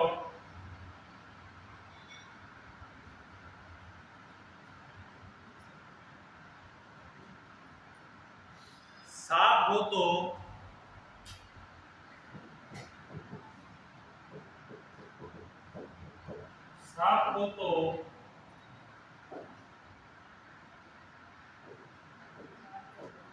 फिटल सामान्य होता है या नॉर्मल होता है।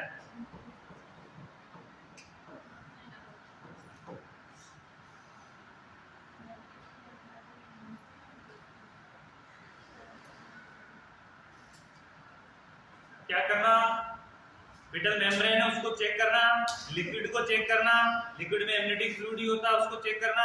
इसमें मेम्ब्रेन है इंटेक्ट यानी संपूर्ण है, मेम्ब्रेन रप्चर नहीं हुआ अभी तक। दूसरा, लिक्विड एमनियोटिक फ्लूइड का कलर कैसा है, साफ है, तो बच्चा कौन सी कंडीशन में है, नॉर्मल है। अगर ये रप्चर हो चुकी है और फ्लूइड का रंग साफ नहीं है तो बच्चा क्या है, डिस्ट्रेस की कंडीशन में। ये पता लगाया जाता है।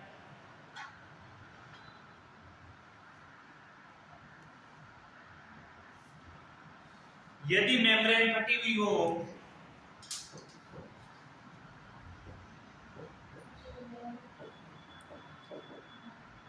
यदि मेम्ब्रेन रप्चर्ड हो,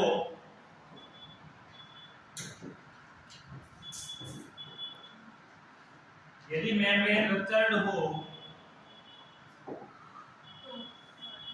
एवं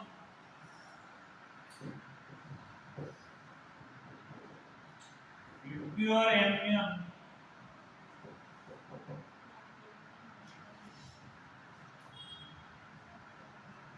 का रंग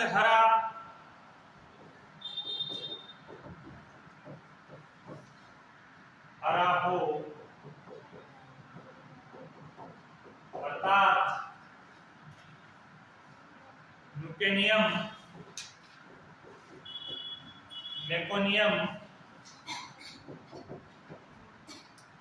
मेकोनियम युक्त हो तो फीटल डिस्ट्रेस की कंडीशन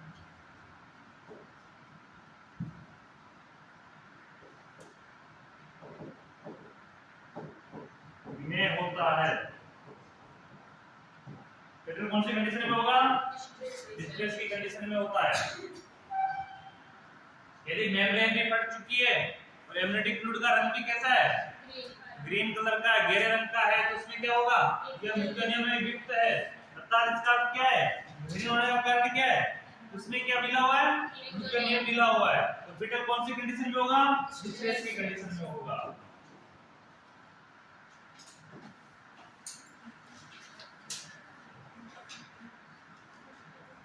अब इसी के अंदर लिखना फीटल डिस्ट्रेस के संकेत, फीटल डिस्ट्रेस के संकेत। फीटल डिस्ट्रेस के संकेत कौन कौन से संकेत है फीटल डिस्ट्रेस के? Bradycardia, tachycardia, respiratory movement, Hamitic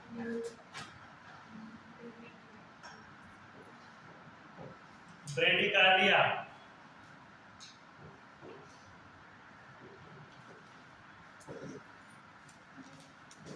दूसरा टेकिकार्डिया,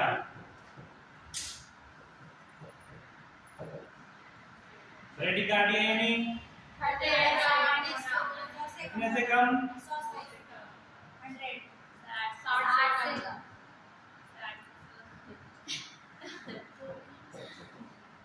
मैंने इसीलिए ऊपर नीचे लिखा है।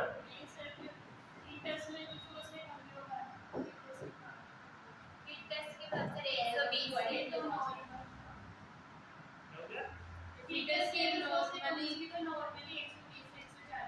140 से तो ज्यादा है ना, लेकिन अब नॉर्मल की बात करें, नॉर्मल कंडीशन की नहीं, अगर फीटस में परसेंट 60 से कम हो तो ब्रेडिकार्डिया होगा, बाकी फीटस में 120 से 140 ही नॉर्मल होती है। हाँ नॉर्मल होती है, उसमें ज्यादा होती है। तो उसमें 100 से कम नहीं होगा।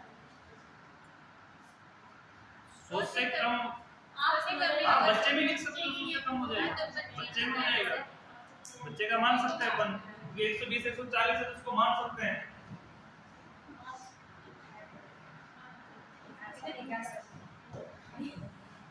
और टेकिकार्डिया में 140 प्लस 160 से अधिक।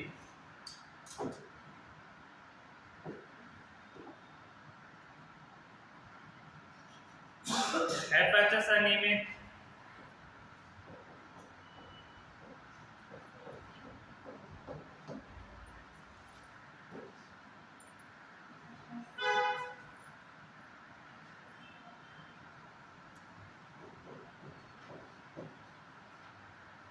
हाइपरपायरेक्सिया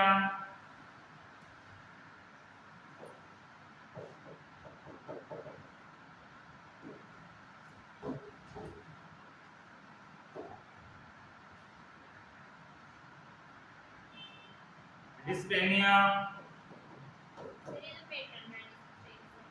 डिस्पेनिया मेटल में आ गया ना। एक मोमेंट है ना,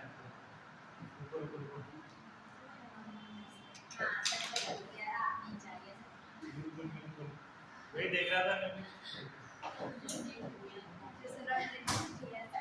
लिटिल मोमेंट कम होना, आप नीचे तक लिख लो।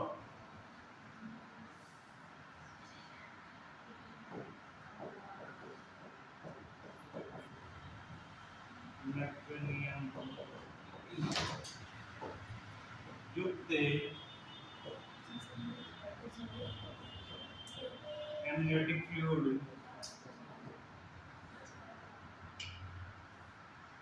म्यूकनेम युक्त एमनियोटिक फ्लूइड का स्त्राव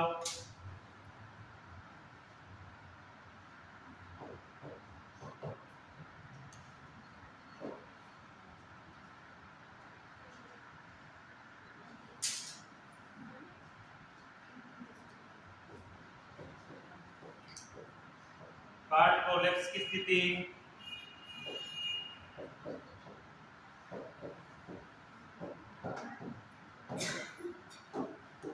कार्ड प्रोलेप्स में क्या होगा, अम्लाइकल कोड सामान्य से अधिक लंबा होगा और उसकी वजह से वो क्या होगा, बॉडी से लिपटा हुआ रहेगा। अगर सामान्य अम्लाइकल कोड की जो स्थिति सामान्य रहेगी तो वो लिपट नहीं सकता है, क्योंकि उसकी स्थिति इतनी की रहती है, उसका मतलब बीच वाला गेप इतना की रहेगा कि वो नॉर्मल रहे। लेकिन अगर उसका सामान्य से अधिक लंबाई है तो बच्चे में लिपट सकता है, तो उस कंडीशन को बोलते हैं कार्ड प्रोलेप्स।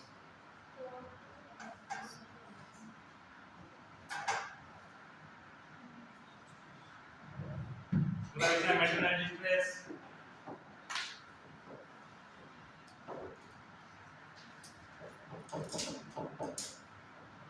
तो आपको नॉर्मल लग रहा है, इसको जो पढ़ना लिखना आपको बातें करना याद आ जाएगा।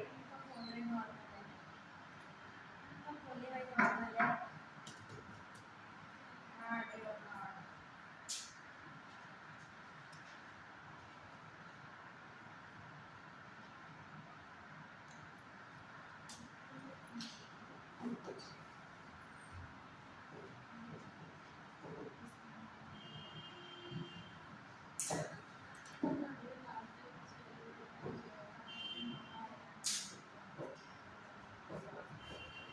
Tachycardia,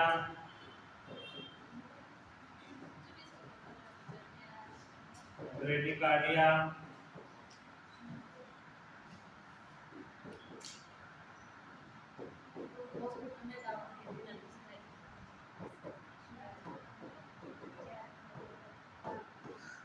सुसेदी,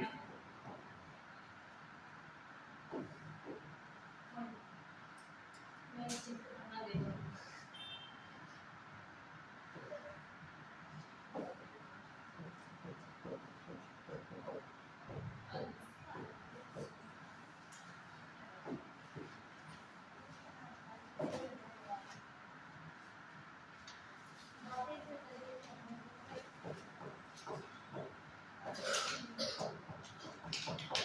hyperpyrexia,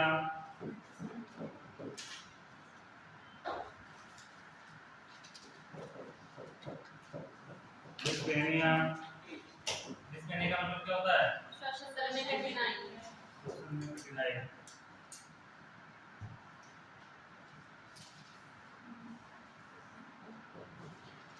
dry and shorted tongue,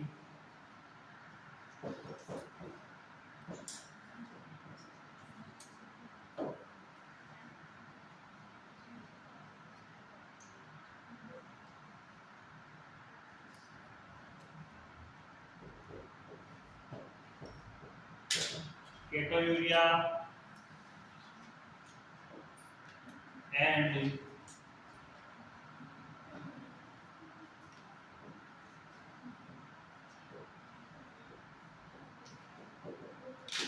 protein urea.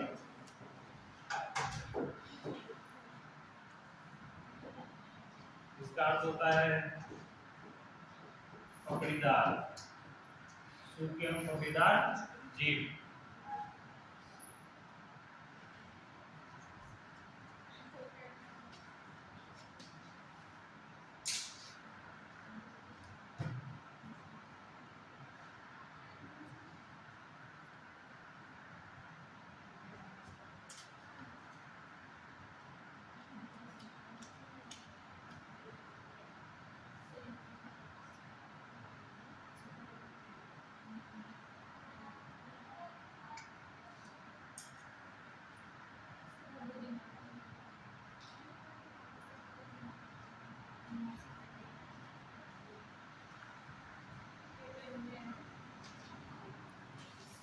ठीक है, केटोयूरिया।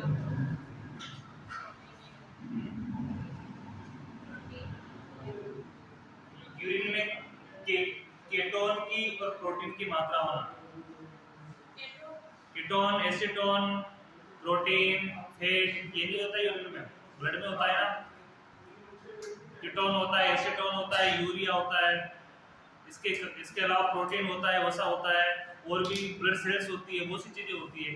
तो यूरिन के साथ वो बाहर निकलती है। इसमें कीटोन निकल रहा है, कीटोन बॉडी निकल रही है, कीटोन की या प्रोटीन निकल रहा है यूरिन में, तो वो किसी में वसा निकलती है, सो ग्लूकोज निकल रहा है यूरिन में, और कई बार ब्लड सेल्स निकलते हैं तो इसमें लाल लाल दाने निकलते हैं, तो वो यूरिन के साथ निकलने की कंडीशन है। ये कंडीशन हाँ, डिस्ट्रेस की कंडीशन है। ये मैटरनल डिस्ट्रेस की कंडीशन है कि यूरिन के अंदर उसके कीटोन की मात्रा और प्रोटीन की मात्रा है। तो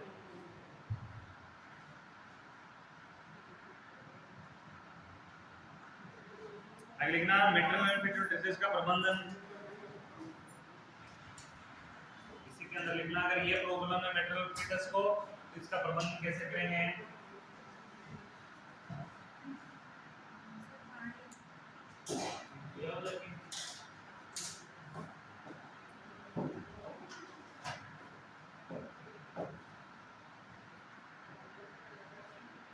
मैटरनल डिटेल डिट्रेस का मैनेजमेंट।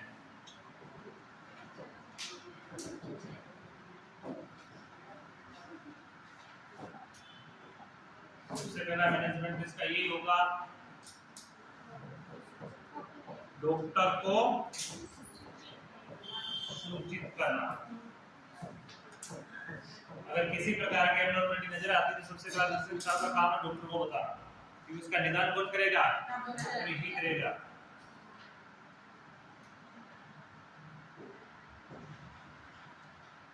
रेगुलर मॉनिटरिंग करना,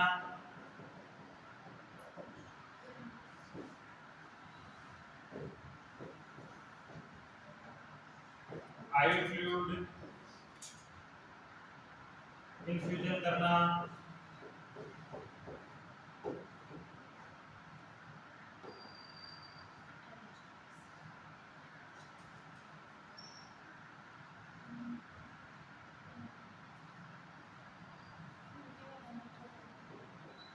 O2 inhalation,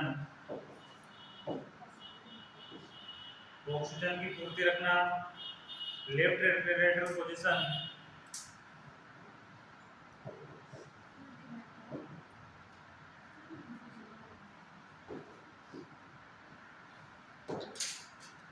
left lateral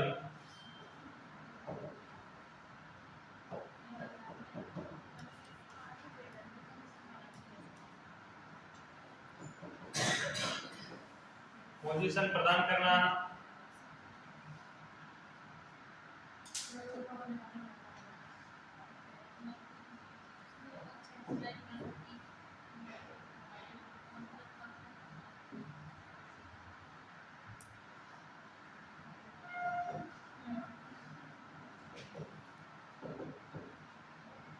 delivery की शीघ्र तैयारी करना,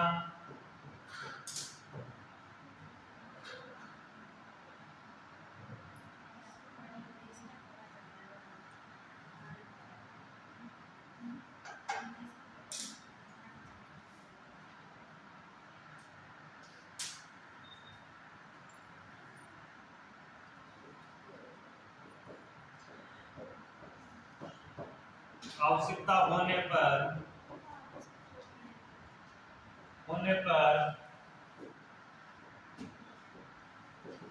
इंडक्शन ऑफ लेबर करना। इंडक्शन ऑफ लेबर यानी प्रेरित लेबर, अगर जरूरत है फीमेल को डिस्ट्रेस की कंडीशन में जल्दी लेबर करवाने तो उसको प्रेरित करना।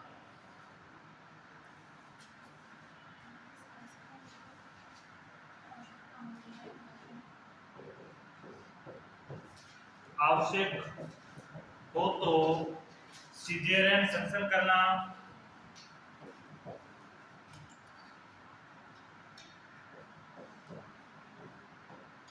सिजेरियन सेक्शन करना,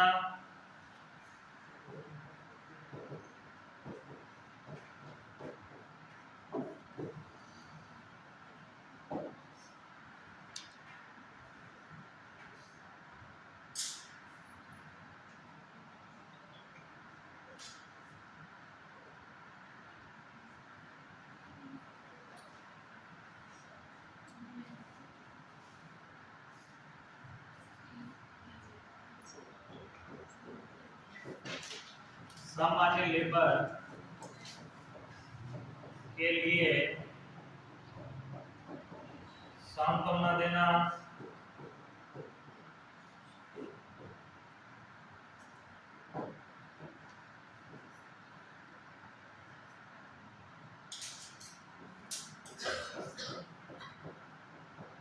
लेबर हेतु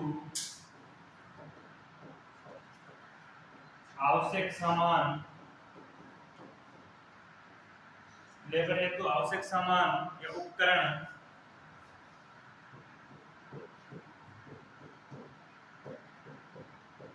तैयार करना, जिसके सामान के नाम है जिसको जो चीज समझ में नहीं आती सामानों के नाम पे, उसका फोटो देख लेना, क्योंकि सामान बहुत कुछ है और इसको आप नहीं जानते हो। अब प्रत्येक का फोटो दिखाएंगे तो एक में बहुत समय लग जाता है, इसलिए आप अपने हिसाब से इनके फोटो देखना, कौन सा क्या चीज होता है, कौन सा फोर्स है, कैसा होता है, कैसा उसका आकार है, उसको कैसे यूज में लिया जाता है, और सामान दिखते आपको पता चल जाएगा। फिटोस्कोप क्या है, टेलीस्कोप क्या है, जो भी चीज है मैं नाम लिखा रहा हूँ।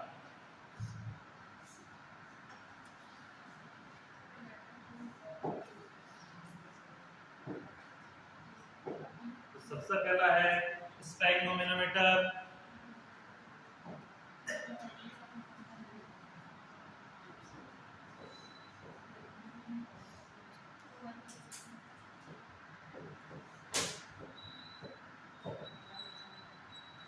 स्टाइग्नोमेनोमीटर।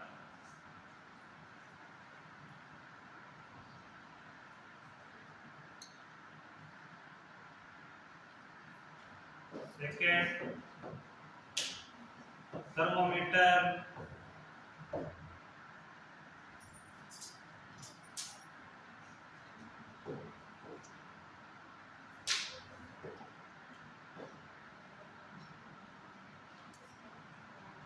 Scale,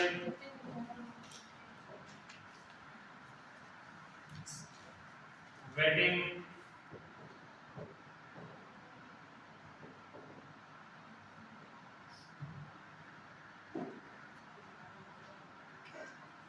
scale waiting,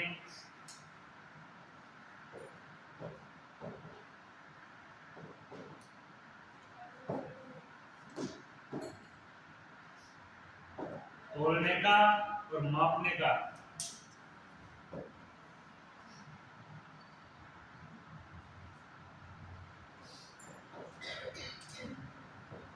basin,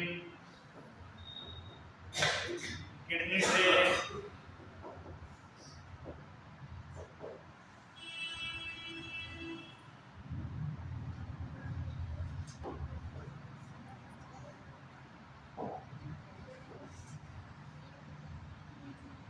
oval,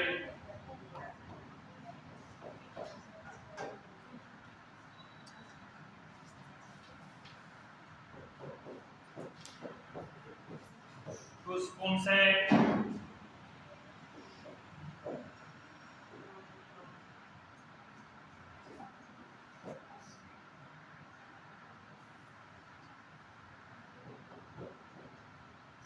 temporary set,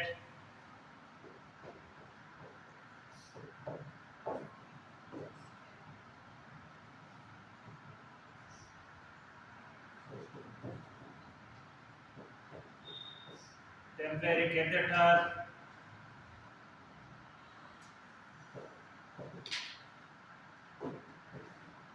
temporary catheter, K19, temporary का नाम है K19,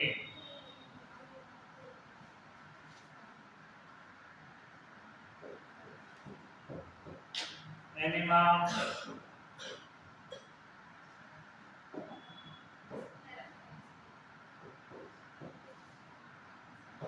IV फ्लूइड,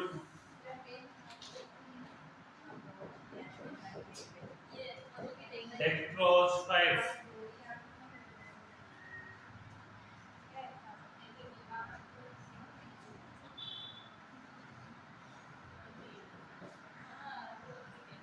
क्या हो गया?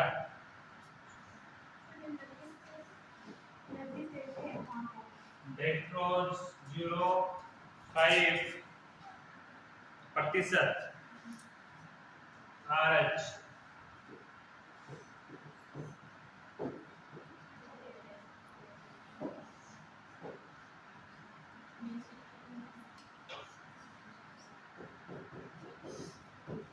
ग्लिफसेट, सर आरएच का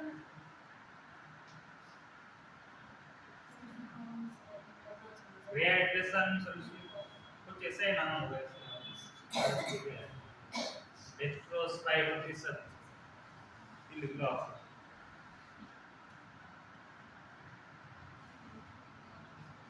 ऐसा कुछ होता नहीं, डेक्स्ट्रोज जो बोतल आता है उसमें आरएच का कोई होता नहीं है नाम, लेकिन इसमें दिया हुआ तो किसी किसी में मात्रा दिया होगा आरएच का।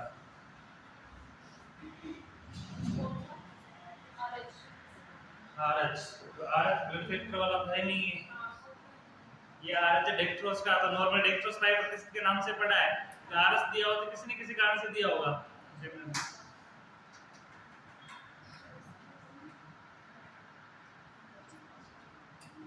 Mucus extractor,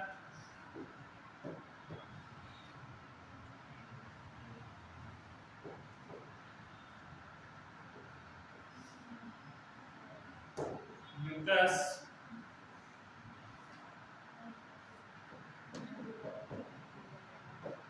extractor,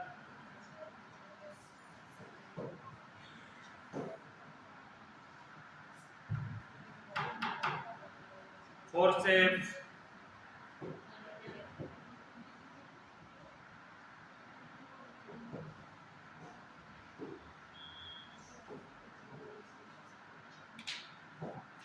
forceps, artery,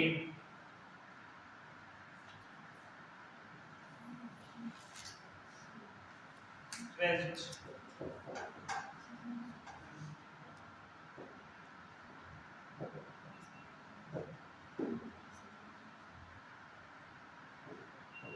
when,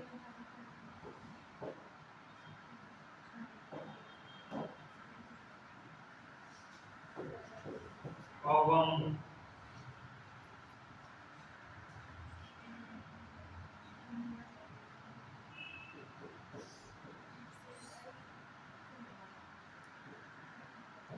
sperm,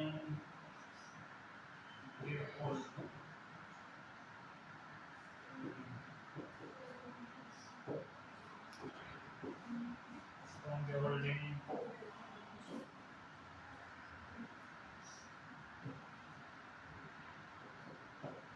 pod clips,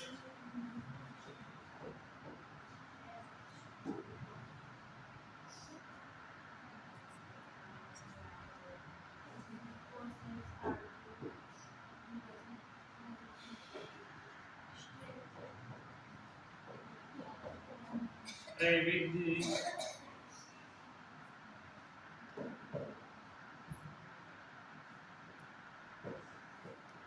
सुकर, निडल,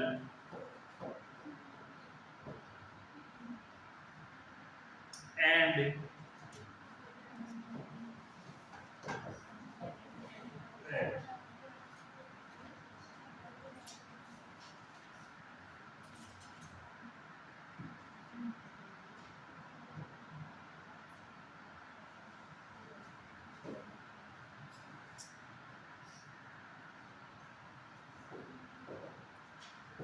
Executive,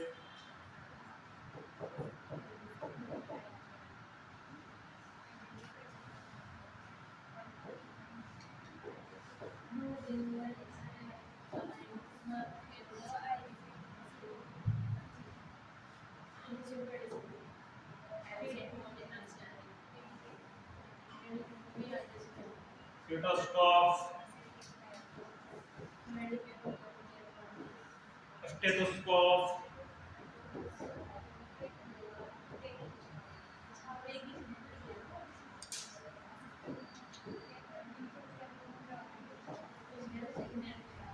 अरे बातें नहीं लिख लो।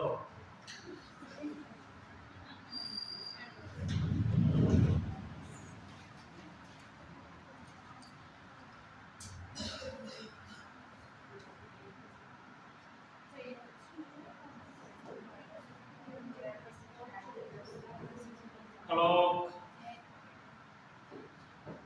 Pen,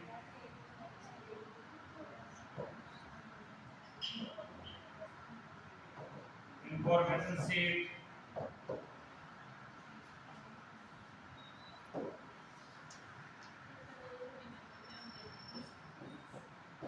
brown mask,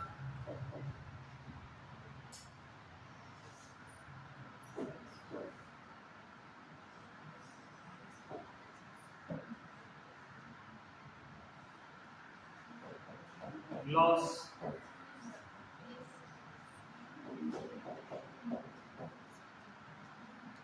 water pads,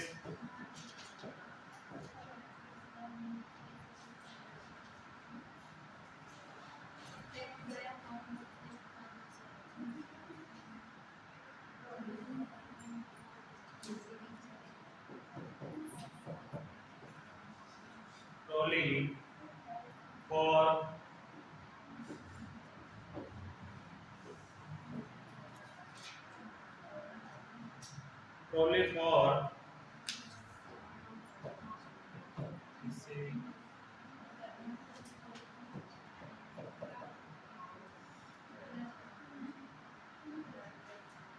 their body.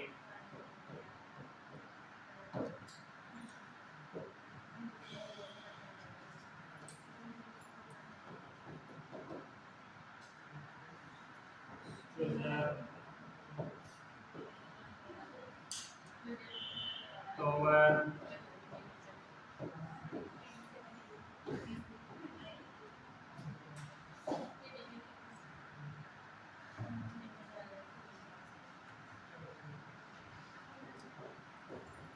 syringe with needle,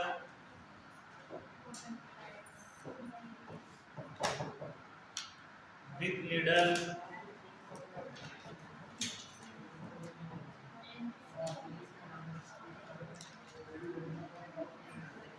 2 ml, 5 ml, 10 ml.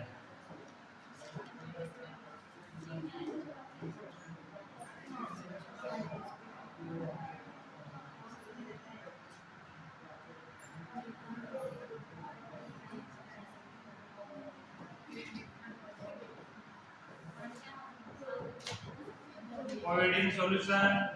अरे बातें नहीं लिख लो ना, लिखने में कौन सा जोर आ रहा है तुमको? अभी तो शुरुआत हुई प्रोसीजरों की,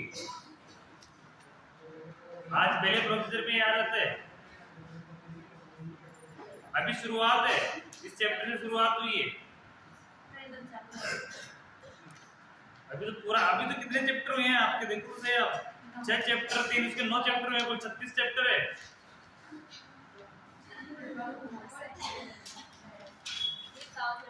अभी तो किताब को ऐसे करके देख लो कितनी मोटी बची हुई है।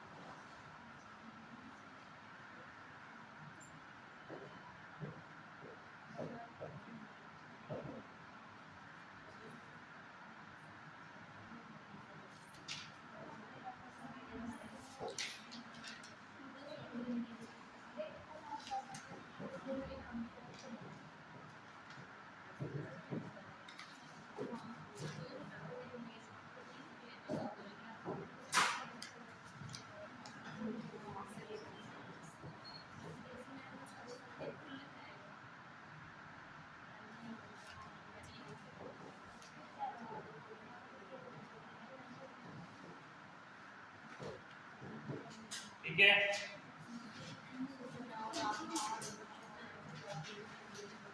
फर्स्ट स्टेज का मैनेजमेंट कंप्लीट।